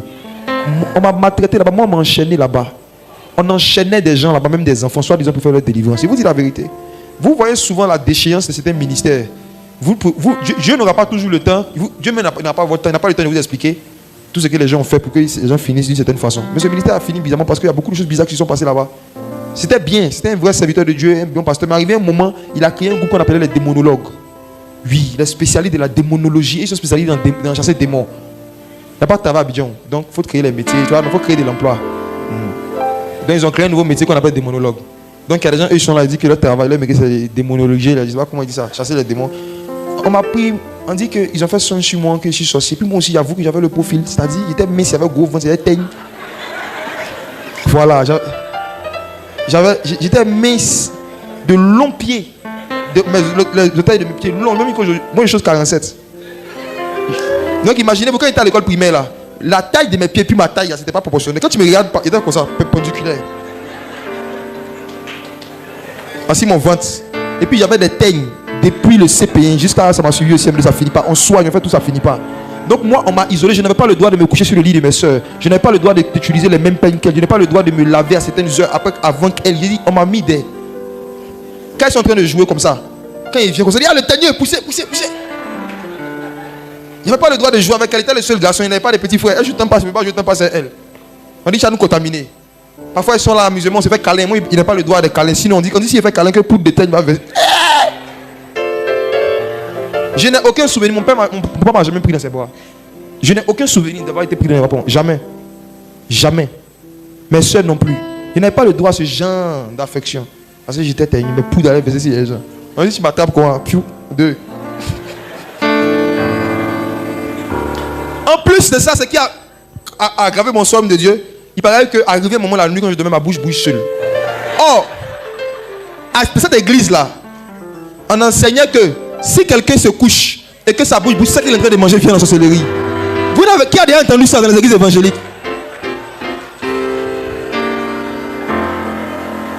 Moi, ma mère était musulmane. Elle s'est convertie à Jésus. Ce que les pasteurs lui disaient, c'est ce qu'elle croit. C'est maintenant par la grâce de Dieu, elle devient un peu hier. Elle lit beaucoup la Bible maintenant. Elle a vase d'honneur. Il a envoyé à vase d'honneur depuis 2015. Mais, de toute façon, on m'a maltraité. J'ai dit que je remplissais tous les critères du petit sorcier. Donc, quand ma bouche a commencé à bouger, on m'a signalé à l'église. Et on m'a envoyé là-bas, sans me dire que c'était pour faire une retraite de délivrance. On m'a dit, va rester un peu à l'église, tu vas jouer avec tes amis de l'école du dimanche. On m'a déposé un vendredi soir, je me rappelle, il était au CM2. Un vendredi soir après le cours. En plein kaki, on me récupère, on dit, allez. Il délivre. Si on m'avait dit c'était bon, on dit si tu vas jouer avec tes amis de l'école du dimanche. J'arrive, de 1, il va que c'est mon solution kaki. De 2, le soir arrive, je demande la nourriture. On dit quelle nourriture? C'est 3 jours de jeûne sec. Un enfant de CM2. On m'a mis sous le jeûne sec, 3 jours. La haine a commencé à rentrer dans mon cœur contre mes parents. Il dit, attends, moi je suis sorcier quoi? Ah, vous ne savez pas manger. Jean, il s'est dit que moi, il mangeait la nuit. Donc, si il ne mange pas la journée, ça fait rien. Ça m'a fait mal. La haine a commencé à rentrer dans mon cœur. Et ce qui a aggravé ma haine, c'était quand la fameuse délivrance, la journée du samedi. Comme je ne suivais pas les instructions et tout, on m'a attaché, ils ont mis une chaîne sur mon pied. Et puis on m'a attaché un truc. Et je n'étais pas le seul. Il y en a qui avaient des crises de folie et tout. On les attachait aussi pour ne pas qu'ils fuient. Il dit, mais moi, c'est pas fou. On dit, oui, mais tu es bandit. On m'a attaché, vous ne me donnez pas à manger. Et puis pour la serrer sur le gâteau, le gars vient, il faisait un truc qu'on appelle cuit d'âme. On te pose question, on dit ton nom de femme. On dit quel est l'esprit qu'on adorait du côté de ton père. Il dit, il ne le connaît pas. On dit, bon, l'esprit du côté de ta mère. Il dit, il ne connaît pas. On te pose des questions. Ton papa faisait quoi? Ils ont une fiche là, des questions. C'est pas si vous les églises comme ça. Hey. Maintenant, il est fini, le monsieur commence délivrance. Il prie, il dit, que Dieu lui parle. Qu'il a une vision, qu'il fait la soleil à mon grand-père. Le fameux grand-père dont il parle. Il sait qu'on lui avait déjà donné les sons que le vieux est sorcier, le grand-père est sorcier. Donc, automatiquement, le gars se chauffe dessus pour prophétiser. Il dit, non, je te vois, tu es dans la soleil, ton grand-père a volé ton intelligence, il a mis ça sur un arbre. Il dit, il a volé ça quand? Il était un enfant. Hein. Il a volé quand? Parce que ce trimestre-là, j'étais à l'école Saint-Jean-Bosco de Treichville, qui connaît. J'avais été premier. Mais on dit on a volé mon intelligence. Quelqu'un a volé son intelligence, il a été premier. Donc moi-même j'étais un enfant, mais c'est vrai qu'il mentait. Il dit, le vieux. Mais attends. Si on a volé mon intelligence et puis elle peut être premier, et si on n'avait pas volé, elle allait être quelle hier? Donc eux tous ils commençaient à m'énerver même. Eux tous ils m'énervaient. Je suis resté là-bas vendredi soir, samedi, dimanche. On m'a entouré. On dit délivrance, on dit sors, il y a une viande dans ton monde, ça a sorti, il n'est pas mangé. Il y a une femme qui était au devant de cela. Je disais une fois quand je prêchais, je dis la femme, je l'ai vue un jour dans la rue, waouh, elle me faisait pitié. Tous ceux qui étaient là-bas dans ces choses, aujourd'hui, tu regardes la vie, ça me dit misérables, ils sont bizarres. Ils ont fait du mal à tellement d'enfants. Le Seigneur dit, celui qui scandalise un seul des enfants qui croient en lui, c'était mieux pour toi qu'on mette une meule sur ton cou quand tu es jeune dans la mer. Vous m'attachez. Vous m'accusez. Et puis en plus de ça, ils m'ont tapé. On dit, il y a viande dans mon ventre. Qu'il y a moyen de ça sortir. Elle met ça. Allez, ça monte. Remonte. Ils m'ont entouré pour. Je te dis la vérité devant Dieu. Pour que le gars me laisse tranquille, c'est ce qu'il a fait. Il a craché. Quand il a fait, on dit, il est délivré. Ça se met dans mon cœur une haine contre mes parents. Ça, c'est rien par rapport à ce que tu as vécu. Mais moi, il n'était pas en mode, j'ai pardonné. Moi, il n'a pas pardonné. Hein. Je me suis dit un jour, je vais leur montrer quelque chose. J'ai gardé la rancune pendant plus de 15 ans. J'ai grandi avec. Même quand j'étais à l'université. Même après ma conversion, il y avait toujours quelque chose qui était là. Contre mon papa, qui était caché quelque part. Et un jour, mon père et ma mère se disputaient, comme ça arrive de certains couples. Et puis, Mon père a posé une action là. C'est comme si toute la haine, toute la colère qui était en moi depuis que je suis petit est montée. J'ai foncé sur mon père pour le frapper. Quand j'ai commencé à le poursuivre, comme David poursuivait le lion, il a couru et puis il s'est enfermé dans les toilettes. Et ce jour-là, je ne me reconnaissais pas. Il était comme un singe. Il était en train de boxer la porte. Il dit, ouvre la porte. Ma maman même qui était dans le parole, c'est-à-dire que la personne qui fait parler, mais calme. C'est moi maintenant, calme. Il était converti. Hein. Il était converti. Je vais vous dire quelque chose. Quand vous donnez votre vie à Jésus, il y a une seule partie de vous qui naît de nouveau, c'est votre esprit. Votre corps n'est pas né de nouveau. Votre âme n'est pas née de nouveau. La seule partie de vous qui devient une nouvelle créature, c'est votre esprit. Or, c'est l'âme qui est le siège des émotions et du caractère. Donc, les mêmes sentiments, les mêmes rancunes que vous avez quand vous étiez païen, après la conversion, c'est toujours là. C'est la révélation, l'enseignement de la parole de Dieu qui va purifier vos âmes constamment, comme il a dit, en obéissant à la vérité au fur et à mesure. Quand vous allez découvrir une vérité, que vous allez décider d'obéir à cette vérité, votre âme va être purifiée d'une mauvaise émotion. Quand vous allez découvrir une vérité, vous allez pratiquer, votre âme va être délivrée, guérie d'une blessure intérieure. Quand vous allez découvrir, donc c'est un processus. C'est pourquoi quand tu sais que tu as été beaucoup blessé dans ton enfance, il faut beaucoup écouter des enseignements. Quand tu sais que tu as été beaucoup humilié, il faut beaucoup écouter les enseignements. Plus tu tardes avant de découvrir certaines vérités, plus tu retardes ta guérison intérieure. Tu retardes ta guérison intérieure. J'étais rempli du Saint-Esprit, mais j'étais rempli en même temps de colère. Des souvenirs. Des fois, on m'a battu. Une femme qui avait été adoptée par mes parents, on lui a dit, ce sont tes enfants. Les faces comme ça, faites attention. Hein. Maman dit, c'est ton fils, fais ce que tu veux. Hey! Le niveau de battrage que mes parents m'ont jamais battu. La femme même me faisait ça. C'est elle qui lavait mes habits. À l'époque, on voulait nous faire un peu comme les petits chocos, on dormait en pyjama. Elle disait que le matin, quand tu te réveilles, si tu vas aller jouer, enlève ton pyjama, tu te changes pour jouer. J'ai dit, j'ai compris. Vous connaissez les enfants. Un matin, il y a un de mes amis. Il y avait un jeu qu'on appelait glisser. C'est-à-dire que quand tu es en train d'essuyer le salon avec Homo, là, à un moment, on vient, on glisse. Tu as fait ça, non? Si tu n'as pas fait ça, c'est que tu as eu une enfance difficile. Que Dieu te console. Nous, on a bien joué quand on était petit. Donc, mon ami est venu m'appeler, il dit, ah viens, on va le faire glisser. Il était en pyjama. Hein. Il a regardé derrière, vu qu'il me parlait, il dit, alors. J'ai glissé. J'ai sali mon pyjama en bonne et due forme. Maintenant, je reviens à la maison. Il était peut-être au-dessus de ceux. Il m'a regardé comme ça, tu as quitté où? Il va finir de répondre. Wow. Elle a commencé à me gifler, me battre. Elle a pris pilon. Oui. Je me suis dit, piler photo quand il s'est rentré. Donc, elle m'a confondu un peu, elle a banane là. Elle a pris pilon, elle a commencé à me taper. Je n'ai pas oublié ça. Il dit, la violence qu'elle m'a manifestée. J'étais là comme ça. Ça me faisait tellement mal qu'elle n'avait pas pleuré. C'est quand elle a fini, mes frères, elle a commencé à pleurer. Et puis il lui a dit, quand ma maman va venir, tu vas voir. Moi, je ne connais pas l'alliance qu'il avait, elle et ma maman. Le soir, ma maman vient, je lui explique. Ma maman dit, mais toi-même, quand on te parlait, on te disait de ne pas. Ma maman a ajouté le chien. Si tu continues, mais il a fait aussi. Ça a créé dans mon cœur une haine. Et j'ai fait un plan. J'ai dit, je vais travailler Dieu à l'école pour avoir l'argent, pour pouvoir payer des loubas pour les frapper. Ça vous fait rire, vous dites la vérité. Hein? La haine, il y a des niveaux. Hein? Parce que ce qui m'apprête à vous dire tout à l'heure sur la guérison et sur le pardon, si je ne vous explique pas d'où je suis sorti, vous allez penser que souvent quand les pasteurs vous disent voici ce que vous devez faire, vous avez l'impression que eux, leurs vies sont faciles, qu'ils parlent comme ça, mais ils ne savent pas ce que vous avez vécu. Il y en a qui aiment dire tu ne sais pas ce que j'ai vécu. Toi, attends, tu vas voir un peu. Moi, j'étais arrivé au point où la source de ma motivation à l'école, ce qui faisait qu'il y avait de bonnes notes qui travaillaient, je bossais. C'était quoi? Avoir l'argent pour payer l'ouba, pour frapper les gens. Je vous dis la vérité, c'est ce qui me motivait. J'étais devenu excellent à l'école à cause de ça. J'ai commencé à bosser très sérieusement. J'avais ce plan. Jusqu'à après la terminale. Je me suis converti. Je n'ai pas abandonné le plan. Il ne faut pas dire, ton voisin là, il a des plans qu'il n'a pas encore abandonné. Quand tu as dit, ça va le frustrer. Il a des plans de vengeance. Il y a certains parmi vous là, il y a des sommes d'argent, Dieu ne va jamais permettre que vous touchiez. Parce que si... Dieu sait qu'il y a certaines bénédictions sociales, financières et matérielles. Si ça tombe dans vos mains, ça sera des chicottes. Vous allez prendre ça pour vous venger de certaines personnes. Il y a des personnes qui n'attendent que d'avoir un petit stage pour commencer à faire des statuts. De la boue à la table des rois, devant la voiture des gens, pas photo. Les stagiaires aiment se saper de façon. Il va se saper du fumier. Il me prend du fumier à la table des rois. Puis stage à la table des rois.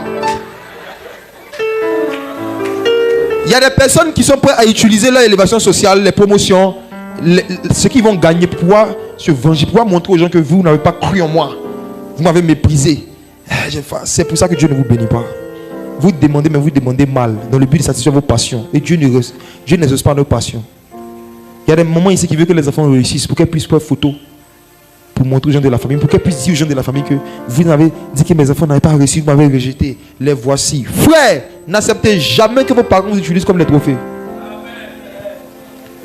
N'acceptez jamais que vos parents utilisent vos réussites sociales comme des trophées qu'ils vont prendre pour aller narguer des gens avec qui ils ont eu des problèmes, vous n'êtes même pas connus. Vous n'êtes pas les trophées de votre parent, vous êtes les trophées de Jésus. N'acceptez jamais que vos parents utilisent vos réussites sociales, les acquisitions que vous allez avoir, pour montrer à leurs amis que il y a des gens ici, vos parents veulent utiliser votre mariage, la fête du mariage, comme le jour de la vengeance. Toi, tu as un petit budget de 200 000, ta maman vient inviter 500 personnes. Dans les 500 personnes là, il y a 50 qui sont ses camarades, il y a 450 ennemis à qui elle veut dire venez, il dresse une table devant moi en face de mes adversaires. Il devait dresser cette table là. Les adversaires n'ont qu'à venir voir. Mariage de sa fille. N'acceptez jamais d'être utilisé par un parent. N'acceptez jamais. Pour lancer des pics à les gens de la famille pour être vengé. Un jour, à quelqu'un de ma famille, j'avais acheté une voiture il y a quelques mois. Depuis que j'étais petit, il y avait une voiture qui était de mon cœur. C'était une Audi Q7. Je me suis dit, si un jour j'ai un peu d'argent, j'ai voulu laisser un peu. Donc un jour j'ai eu un peu, j'ai acheté un peu. Malheur pour moi, je suis allé rendre visite à quelqu'un. Elle me raccompagne, la personne me raccompagne. C'est pour qui ça? Je dis c'est pour moi en toute humilité. Je prends son portable. Et puis je la vois, ses places devant. Elle dit viens, place-toi, place-toi. Il dit il y a quoi, il y a quoi? Il dit il y a quoi? Elle dit non, fais une photo. Il dit photo pour faire quoi? Elle dit non, que je veux faire une photo pour garder. Il dit non, il senti que c'était louche. Je dis attends, calme-toi. Elle était chaud, je dis il faut te calmer. Tu veux photo devant ma voiture, pour faire quoi? Tu veux m'expliquer? Elle dit non, pour garder un souvenir. Est-ce que la voiture va se perdre? C'est pas un souvenir. La voiture est là. Si tu veux voir, tu viens voir. Elle dit non, je dois faire une photo. Je dis il a senti que c'était bizarre. Je lui ai résisté. Il s'est énervé. Et puis elle se place. Et puis elle fait. C'est une vieille. Donc elle a fini les blagues pour son téléphone est supprimé.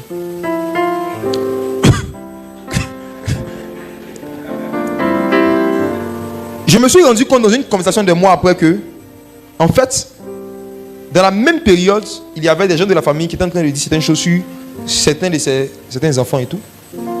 Et moi, j'étais comme la preuve que ce qu'on dit sur les gens de la famille, là, c'est voici un qui est. Ce que vous ne savez pas, c'est que là, quand vous affichez une acquisition que vous avez, c'est un message fort que vous envoyez aux sorciers. Et puis à tous les doyens, vous connaissez les doyens? Ceux qui aiment devoir aux gens, ceux qui doivent beaucoup. Ceux qui aiment prendre crédit là. Tu mets ça, quelqu'un va t'écrire ah, excuse-moi, j'ai un problème, j'ai besoin de 50 000. Quand tu as dit tu n'as pas, on dit tu es mauvais. Tu es mauvais. Toi, tu as cuit, tu n'as pas 50 000. C'est comme ça qu'ils vont réfléchir. Ils se disent que, en fonction des biens que tu as, il y a certains montants que tu es censé avoir dans ta poche. Ce qu'ils ne savent pas, c'est que plus tes biens sont grands, justement, l'entretien, ça coûte cher. N'acceptez pas que les gens, vous-même, n'utilisez pas vos acquisitions sociales pour prouver aux gens que ce qu'ils ont dit sur vous, c'était pas ça. Sinon, si Dieu voit que c'est une intention comme ça qu'il y a dans vos cœurs, quelque chose qui ne va pas aller. Après, j'ai eu mon premier BTS. J'ai dit pour avoir un stage, c'était dur. Juste un stage. Pourtant, il priait en langue. J'ai prié, je jeûnais, j'évangélisais. Je n'avais pas à avoir de stage. J'ai cherché stage. Il dit stage. J'ai dit mais stage gratuit. J'ai dit prenez mon cadeau avec cadeau pour vous laver l'assiette. On dit il n'y a pas. C'était Dieu qui me résistait. Qui peut délivrer de la main de l'Éternel? Dieu dit personne ne délivre de ma main. Mon blocage social était dans la vie, était causé par la main de Dieu. C'est le cas de beaucoup parmi vous ici. Beaucoup de chômeurs de cette église. Votre délivrance ne peut pas se faire par une prière. Parce que votre chômage vient de Dieu. Qui vous délivrera de sa main? Dieu avait bloqué les portes parce que je n'avais jamais renoncé du fond de mon cœur à mon désir de me venger contre cette dame qui vivait toujours à l'époque. Le Dieu est décédé. C'était caché quelque part. J'avais même oublié. Vous savez, il y a des rancunes qu'on oublie. C'est-à-dire que tu en veux à quelqu'un et tu as tellement décidé que il ne faut pas que ce sentiment te pourrisse la vie. Tu décides de ne plus penser. Ce n'est pas parce que tu as décidé de ne plus penser à quelque chose que ça veut dire que la chose est partie. Si tu prends du caca, que tu mets ça dans un placard que tu fermes, si tu vas 5 ans après que tu reviens, le caca est toujours là. Il y a des personnes, vous avez enfoui certains souvenirs, vous avez décidé de ne plus penser à certaines choses, de ne plus parler, et vous vivez votre vie chrétienne comme ça. Ce n'est pas comme ça qu'on avance avec le Seigneur Jésus. Est-ce que vous avez renoncé à ça? Vous avez juste décidé de ne plus penser? C'est différent. Il y a des problèmes que vous devez essayer d'affronter. J'étais en train de prier un jour pour comprendre, Seigneur, qu'est-ce qui m'arrive? Pourquoi est-ce que... Et dans la prière, le souvenir m'est remonté. Et le Seigneur m'a dit doucement dans mon cœur, va lui dire ce que tu voulais lui faire. Il dit, Seigneur, il a pardonné. Ça peut rester en nous. Il dit, il ne fait plus. Il n'a pas fait. Même si l'argent n'a pas fait, j'ai pardonné. Le Seigneur dit, va la voir. Il faut lui dire. Et certains parmi vous, vous dites que vous avez pardonné certaines choses à certaines personnes. En fait, les gens ne savent même pas même que vous en voulez. Ça fait un. En fait, ils ne sont même pas au courant que ce qu'ils ont fait en 1997 là, ça y est là dans votre cœur. De deux, ils ne sont pas au courant qu'il y avait un désir de vengeance en vous. De trois, votre délivrance dépend d'eux. C'est bizarre, mais Dieu, dans sa sagesse, pour nous briser sûrement, a mis notre bénédiction dans la bouche de certains de nos ennemis. C'est pourquoi il dit, quand tu veux faire ton offrande, quand tu te souviens que tu as quelque chose contre ton frère, laisse là ton offrande. Va voir ton frère. Parce que la personne qui va permettre que ton offrande là soit bénie, c'est ton frère contre qui tu as quelque chose. C'est pas le pasteur. Cette culture de on va prier pour bénir les offrandes là, c'est bien. C'est intéressant. C'est intéressant. Mais je vais être franc avec vous. Si vous lisez bien les évangiles, ce que Jésus a dit par rapport aux offrandes, le Seigneur dit que si tu as quelque chose dans ton cœur contre ton frère, laisse là ton offrande. Va te réconcilier avec ton frère. Et puis après, maintenant, tu vas donner l'offrande. En d'autres termes, toute offrande qu'on fait, ayant de la rancune contre des personnes de notre cœur, Dieu n'accepte pas, il n'agrée pas. Donc même si le pasteur a versé une onction dessus en priant en langue, ribaka sans sauce, ton offrande n'est pas bénie. Ce n'est pas qu'un pasteur précise tes offrandes que ton offrande est bénie. C'est quand tu donnes ton offrande en n'ayant rien dans ton cœur contre quelqu'un. Dans l'ancienne alliance, lorsque les hommes venaient offrir des animaux à Dieu, Dieu avait demandé qu'on donne à l'homme de Dieu, à Aaron, au sacrificateur, l'épaule droite. Dieu avait demandé qu'on donne la chair au sacrificateur. Et Dieu avait dit que lui, ce qu'on devait lui donner, c'était la graisse, le foie, tout ce qui était à l'intérieur. Ce qui était à l'intérieur, on devait brûler ça sur l'autel. Donc Dieu est en train de montrer par là que quand quelqu'un vient faire un don, ce que lui, Dieu, il prend, ce n'est pas ce que la personne a donné, c'est l'état de son cœur. C'est ce qui est à l'intérieur de toi que Dieu consomme. C'est ça qu'il consomme. C'est ça qu'il regarde. Quand tu viens déposer de l'argent dans ton cœur, dans quel état vis-à-vis de tes frères? Dieu a refusé l'offrande de Caïn. Pas parce que c'était un péché montant, mais parce que Caïn avait des choses de son cœur contre Abel. Dieu ne prend pas les offrandes des rancuniers, mais l'homme de Dieu prend. Alléluia. C'est Dieu qui regarde au cœur. Non, n'est pas Dieu. Donnez seulement.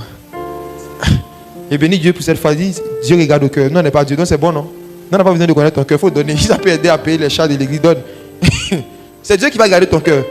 Mais malheureusement, aujourd'hui, dans notre génération, beaucoup de gens vivent la même expérience que Caïn, mais ne le savent pas. Ils font des offrandes que Dieu n'agrée pas.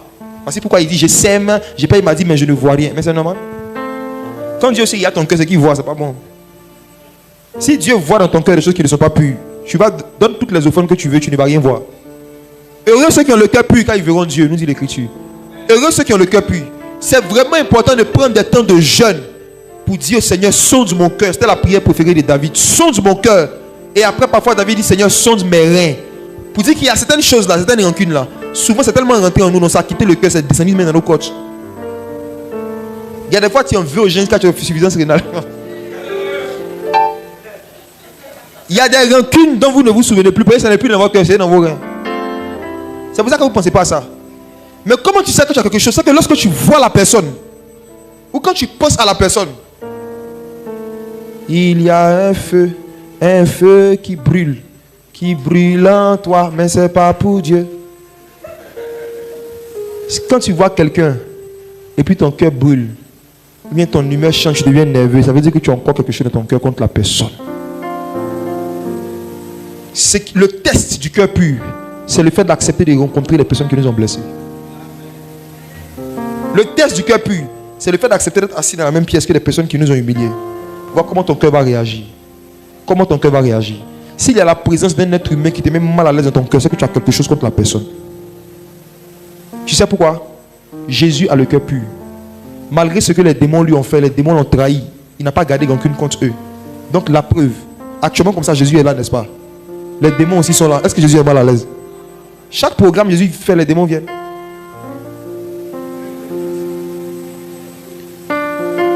La présence des démons ne dérange pas Jésus parce que son cœur est pur. Il lui a pardonné. La présence des démons ne dérange pas Jésus. C'est eux qui sont dérangés par la présence de Jésus. Ce sont les démons que quand Jésus commence à manifester sa présence, il commence à crier et à sortir du corps. Donc quand la présence de quelqu'un te dérange, tu es un démon.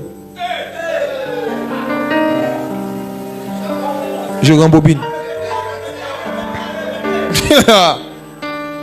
Lorsque la présence de quelqu'un te dérange, au point où quand tu le vois, tu as envie de crier, tu as envie de sortir du coin. Tu comprends comme un démon?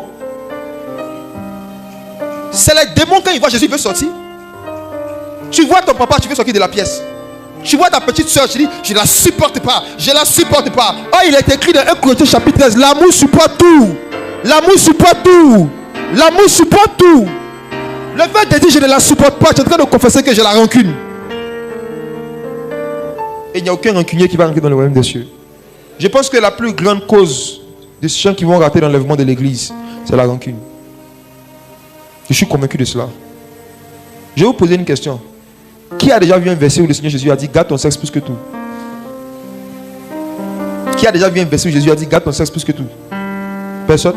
Qui a déjà vu un verset où Jésus a dit garde ton corps plus que tout? Ton cœur, pardon. Garde ton cœur plus que tout. Entre le cœur et le sexe, qu'est-ce qui est plus important? C'est le cœur d'abord, non? Ok. Celui qui garde son sexe, qui est dans la sanctification corporelle, qui ne comprend pas l'impudicité, mais qui a de la rancune, entre lui et puis l'impudique, qui est pire?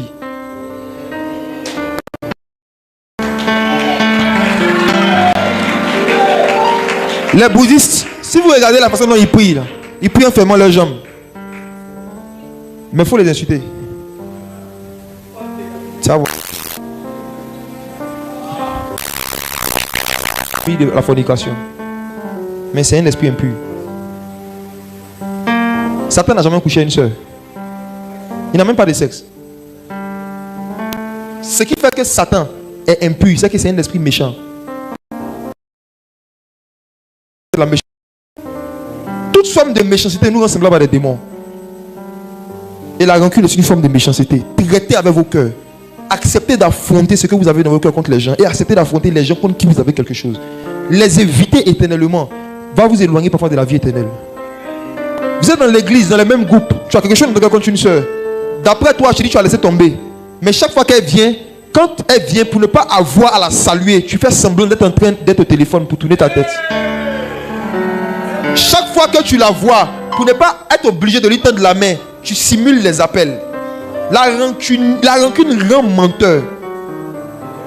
Parce que tu ne veux pas causer avec elle. Parce que tu ne veux pas manger avec elle. Comme si on était en groupe, on dit on mange, il y a ici en jeûne. Mais j'ai pas faim. C'est pas que tu n'as pas faim dans ton cœur, tu as dit que celle-là, il ne peut pas manger dans la même assiette qu'elle.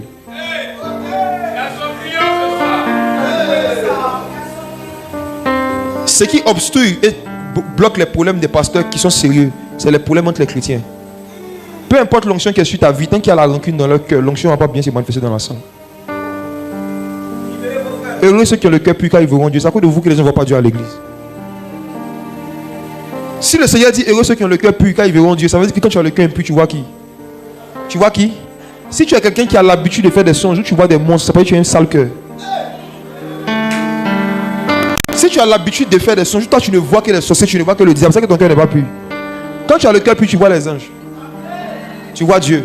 Toi tu n'as jamais fait de songe, tu as vu les anges. Toi chaque fois tu vois ta grand-mère, ta tante, toi tu vois que les sorciers. Toi tu as la liste, tu as le répertoire, la lumière de tous les sorciers de la famille. C'est pas que ton cœur n'est pas pur. Heureux ceux qui ont le cœur pur car ils verront Dieu. Il y a quelqu'un qui est en train de m'écouter. Tu as l'habitude de te vanter dans ton cœur, d'être quelqu'un que tu dis, bon, quand quelqu'un est sorcier, là, je vois. Quand quelqu'un est louche là, moi je vois. Tu penses que c'est une qualité?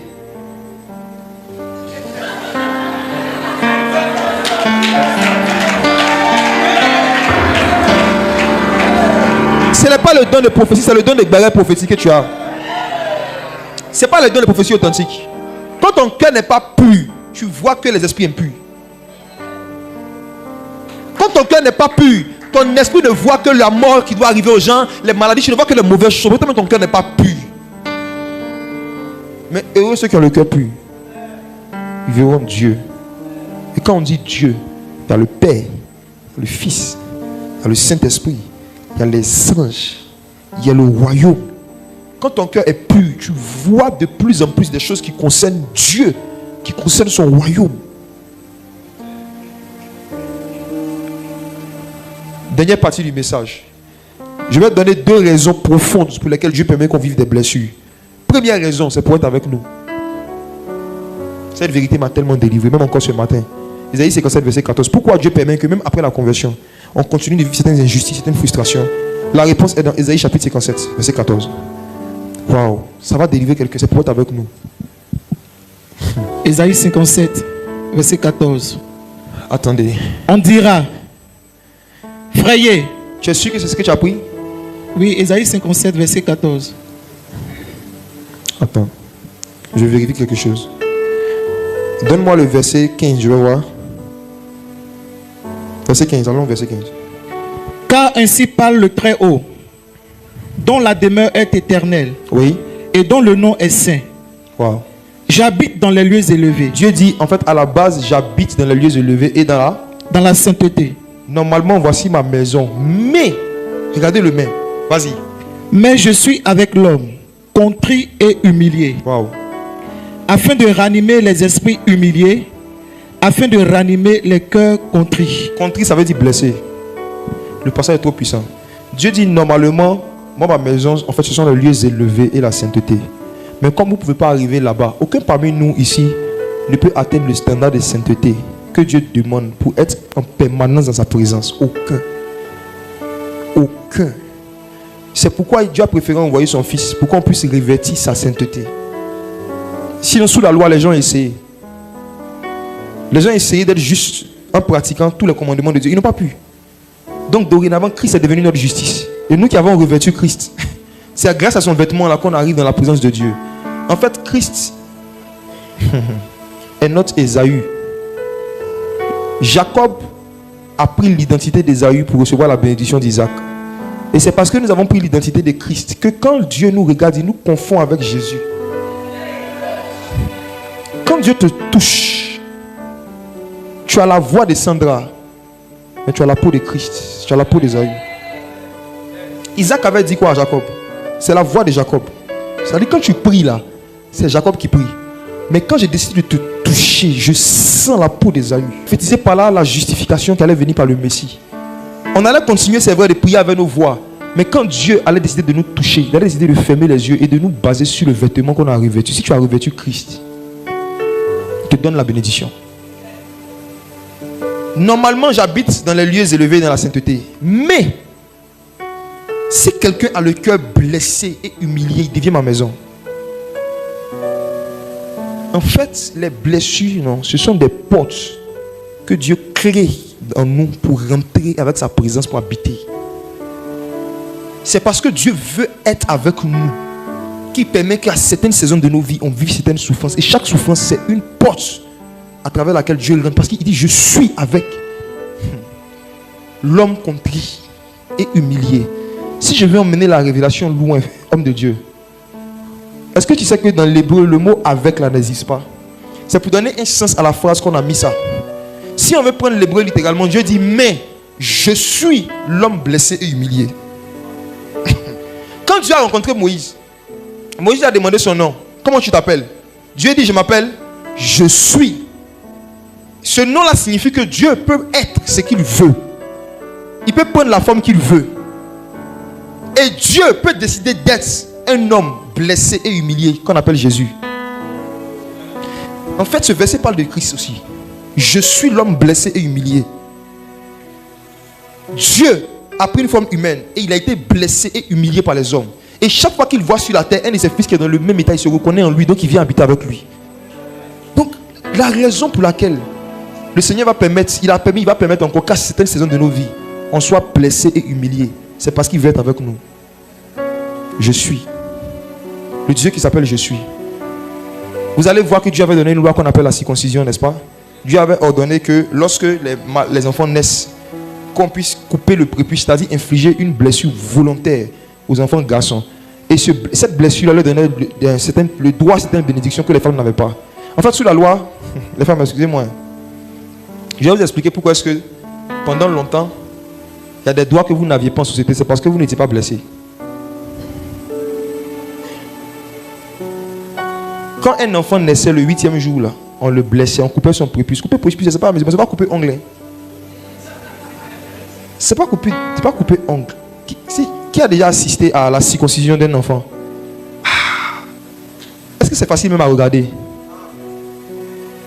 Moi, le jour où ils ont circoncis mon fils, j'ai l'impression que c'est moi-même qui est en train de m'évanouir. C'est-à-dire qu'il était dans ma main, on m'avait recommandé à Aoussa, il est venu à la maison. Pendant qu'il faisait là, moi, j'étais en train de partir. Aoussa me m'attrapait. On dit d'attraper l'enfant, moi aussi. J'attrape l'enfant aussi, on m'attrape aussi. Mais la manière dont le petit criait, c'est que je voyais, il ne peut pas regarder ça. Cette blessure-là qualifiait automatiquement les mâles à avoir droit à certaines choses auxquelles les femmes n'avaient pas droit dans la société. Maintenant, pour pouvoir réparer ça, Jésus vient sur la terre. Et puis Christ, non, lui-même, il se fait blesser sur toutes les parties de son corps. Pour nous tous. Et il dit que tous ceux qui croient en lui, nous avons été crucifiés avec Christ. Ma soeur, tu as été crucifié avec Christ. Tu as été blessé avec Christ. C'est par ces maîtrisures que nous sommes guéris. Dans le monde spirituel, ce qui fait qu'aujourd'hui, que ce soit homme ou femme, on a les mêmes doigts. C'est parce qu'on a les mêmes blessures par Christ. On a tous été crucifiés en Christ. On a été blessés avec lui. Chaque coup que Jésus prenait, c'est toi qui le prenais, c'est moi qui le prenais. On tapait les membres de son corps et nous sommes son corps. Il a été blessé sur tous ses membres. Et c'est ces blessures-là qui ont donné accès à la guérison. Dieu va continuer parfois de permettre certaines souffrances dans ta vie. Pourquoi? Parce que la souffrance met à jour l'humilité.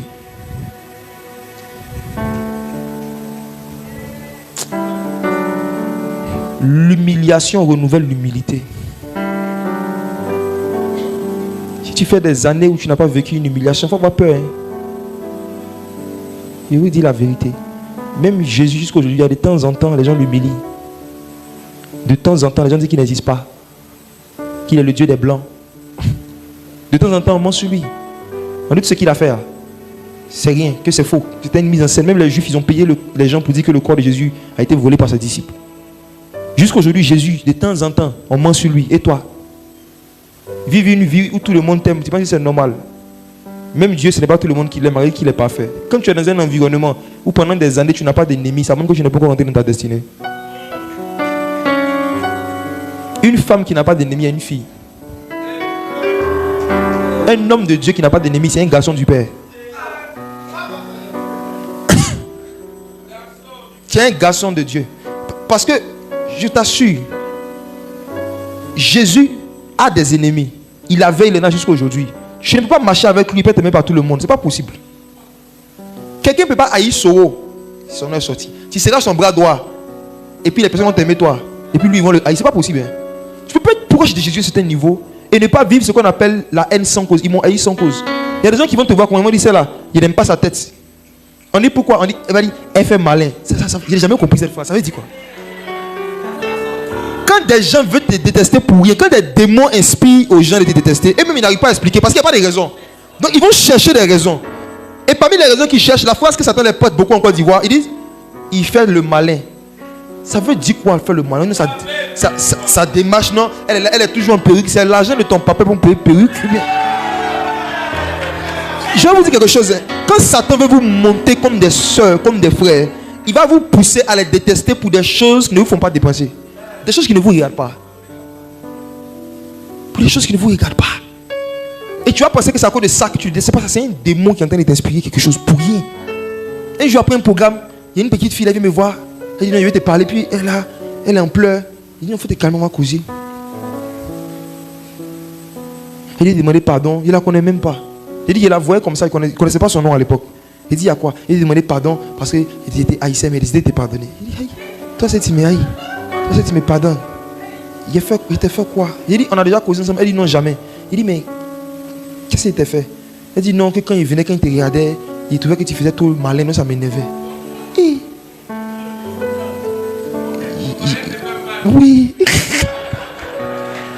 J'ai dit ma petite, malin là, donne-moi un exemple. Elle n'arrivait pas à me donner quelque chose de concret. J'ai dit c'est quoi malin? Fais malin, ça dit quoi? Et puis il dit mais malgré ça tu continues de venir. Vous savez, plus de gens vont vous haïr, plus ils vont chercher proche de vous. Je vous assure. Plus les gens haïssaient Jésus, les pharisiens, plus ils étaient présents dans tous ces programmes. Homme de Dieu, la présence régulière de quelqu'un n'est pas la preuve que cette personne t'aime. Parfois cette personne te pharisianise. Les pharisiens étaient les ennemis de Jésus, mais c'était des gens qui ne s'absentaient jamais à ces programmes. Les pharisiens étaient à tous les programmes de Jésus. Mais après ils disaient aux gens c'est un imposteur, mais ils sont toujours là. Restez à la maison, c'est un imposteur. Les pharisiens aimaient l'onction. Ils aimaient voir les miracles. Quand Jésus prêche, ils ont envie de crier Amen, mais ils ne peuvent pas parce qu'ils ont déjà dit aux gens que c'est un imposteur. Donc c'est la nuit, ils envoient Nicodème pour parler en leur nom. Et Nicodème dit, nous savons que tu es un docteur venu de Dieu. Parce que les miracles que tu fais, ça nous enjaille. Personne ne peut faire ça. Mais on ne peut pas dire ça la journée. Il y a des personnes, plus ils vous détestent, ils vont chercher proche de vous. Plus ils vous détestent, ils vont se renseigner sur vous. Ils vont regarder tous vos statuts WhatsApp, toutes vos publications. Ils vont se renseigner sur vous. Elle travaille où? Elle fait quoi? Et parfois, ils vont chercher même à créer une amitié avec vous, comme Judas. Judas pensait qu'il était en train d'avoir Jésus. Oh, c'est Jésus qui l'avait eu. C'est pour ça que je dis que ce soir, je vais vous apprendre à abuser de ceux qui veulent abuser de vous. Judas était un voleur. Il a vu qu'il y avait beaucoup d'argent qui rentrait dans le ministère de Jésus. Il s'est dit que si je deviens ami avec lui, il va me confier la caisse. Parce qu'on ne confie pas la caisse à n'importe qui. La caisse, c'est quelque chose qu'on confie à quelqu'un à qui on a confiance. Judas s'est dit que si j'ai réussi à avoir la confiance de ce gars, je vais payer mon terrain sur la route de Benjerville. La Bible dit que Judas gardait la bourse de Jésus. Il a commencé à voler dans la caisse et Judas a payé un terrain qu'on appelait Akel Tamar. Il a payé un terrain avec l'argent du vol. Ne pensez pas que c'est l'argent qu'il a reçu quand il a trahi Jésus qu'il a pu payer le terrain. Parce que si vous lisez l'écriture, la Bible dit que quand Judas a pris les 30 pièces d'argent, il est retourné au temple. Et il est allé jeter, il n'a pas utilisé. Et il allait se prendre dans son champ. Donc il avait acheté un champ avec un autre argent. Il avait acheté un champ avec un autre argent que l'argent du crime. Et dans Actes chapitre 1, Pierre dit qu'il a acheté ce champ-là avec le salaire du crime. Le salaire dont il parlait, ce n'était pas les 30 pièces, c'était autre chose. Le jour où une femme est venue donner un parfum Gucci à Jésus, Judas a dit, on aurait pu vendre ce parfum pour faire l'œuvre sociale. On aurait pu vendre ce parfum et donner aux pauvres. Mais les pauvres dont il parlait là, c'est lui-même et ses enfants et puis sa maman. La Bible dit que Judas ne disait pas ça parce qu'il s'inquiétait des pauvres, mais parce qu'il était voleur. Donc ça veut dire que son système pour détenir l'argent de Jésus, c'est de demander de l'argent pour aider les pauvres. Et il prenait par les payer son terrain. Et jusqu'à aujourd'hui, ça se passe dans vos églises, ça se passe ici dans les églises Vase d'honneur. Ça se passe dans le message de vie. Les gens volent l'argent des missions. Les gens font des détournements d'argent et l'argent des campagnes d'évangélisation. Ça vole, ça tire à balles réelles.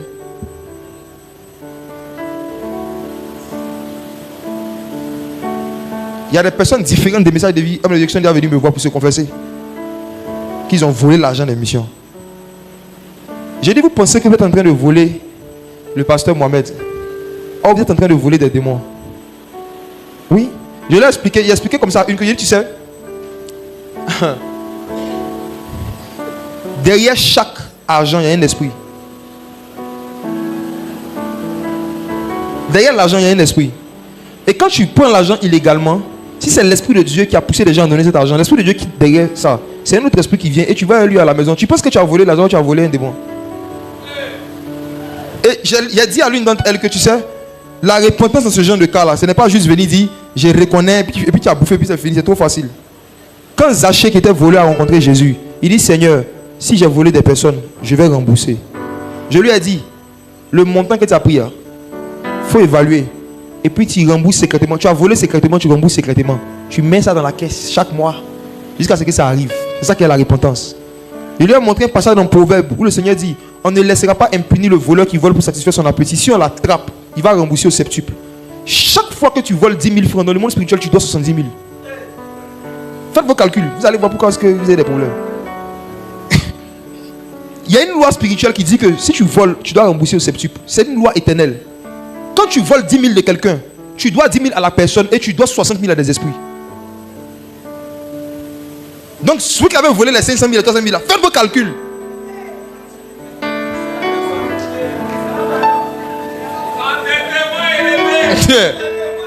Voici pourquoi dans la caverne d'Adulam, il y avait les créanciers.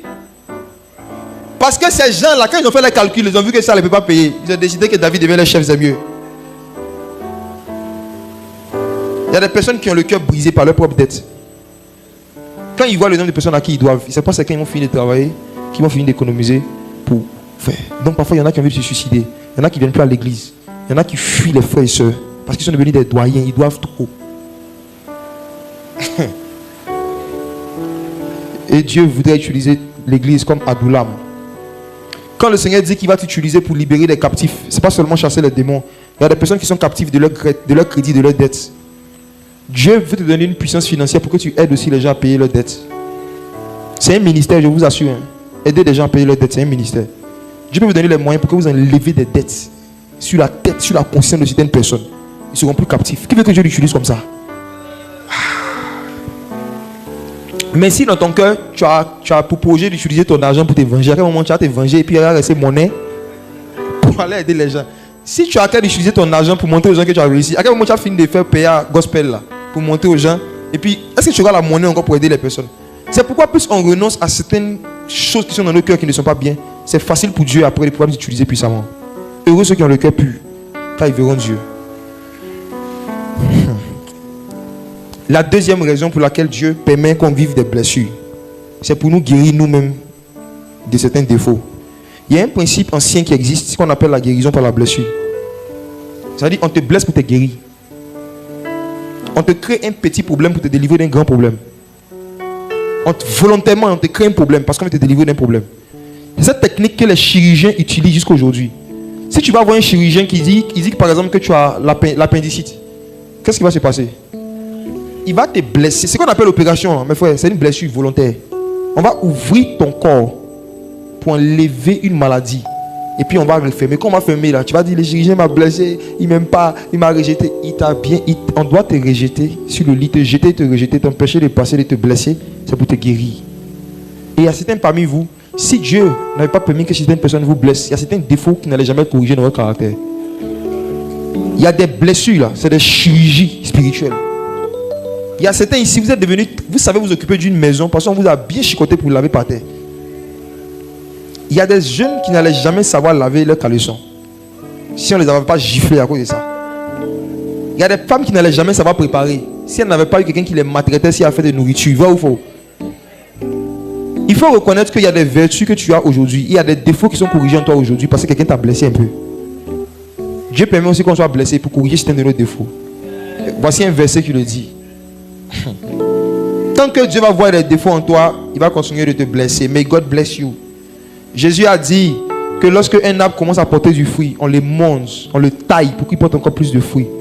Ça veut dire que quand Dieu veut te perfectionner, quand tu dis Seigneur, perfectionne-moi, prière ça là.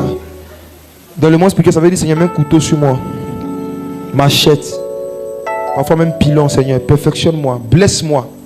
Regardez un verset. Psaume 119, verset 16. On va prendre que ça.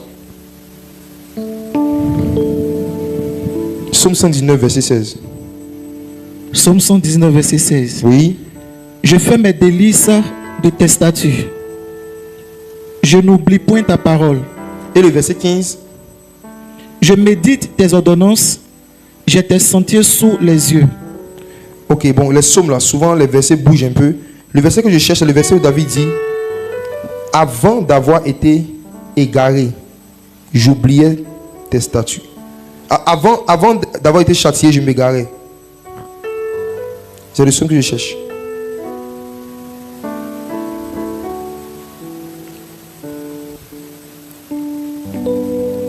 C'est Psaume 119, verset 67. Verset 67. Oui, oui. D'accord, vas-y. Avant d'avoir été humilié, je m'égarais.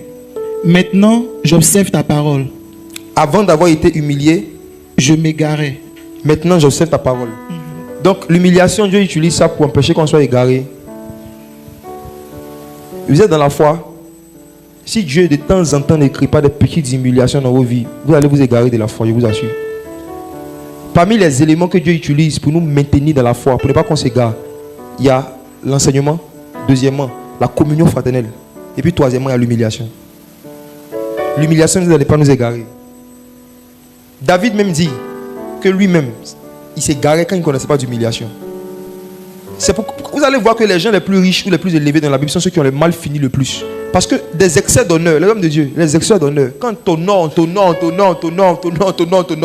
à un moment ça peut te faire perdre la tête. De temps en temps, il faut prier Dieu pour qu'on t'humilie un peu. Oui. De temps en temps. Je dis, Père, ça fait 9 mois à mon nord seulement. Avant d'avoir été humilié, je m'égarais. Je ne veux pas m'égarer. Si c'est quelqu'un qui va me parler mal. Mais il faut vous dire la vérité, priez pour ça. Surtout quand Dieu commence à vous élever. Plus vous allez commencer à être élevé, que ce soit financièrement, spirituellement, les gens auront peur de vous faire des remarques. Quand vous allez être dans le vrai, on va vous acclamer. Quand vous allez être dans le faux, on va vous acclamer. Et même ceux qui voient parfois que vous êtes en train de vous tromper, à cause du niveau de respect et d'estime qu'ils ont pour vous, ils n'auront pas toujours le courage de vous faire certaines remarques. Donc c'est à vous de prier Dieu pour que Dieu oigne des gens qui n'ont pas peur de vous. Un homme qui n'a personne autour de lui, qui n'a pas peur de lui, est devenu Dieu. Si un homme atteint un niveau où parmi tous ceux qui sont autour de lui, il n'y a pas quelqu'un qui n'a pas peur de lui, cet homme, sans le savoir, il n'est plus un homme de Dieu, il est devenu un homme Dieu. Le 2 a sauté.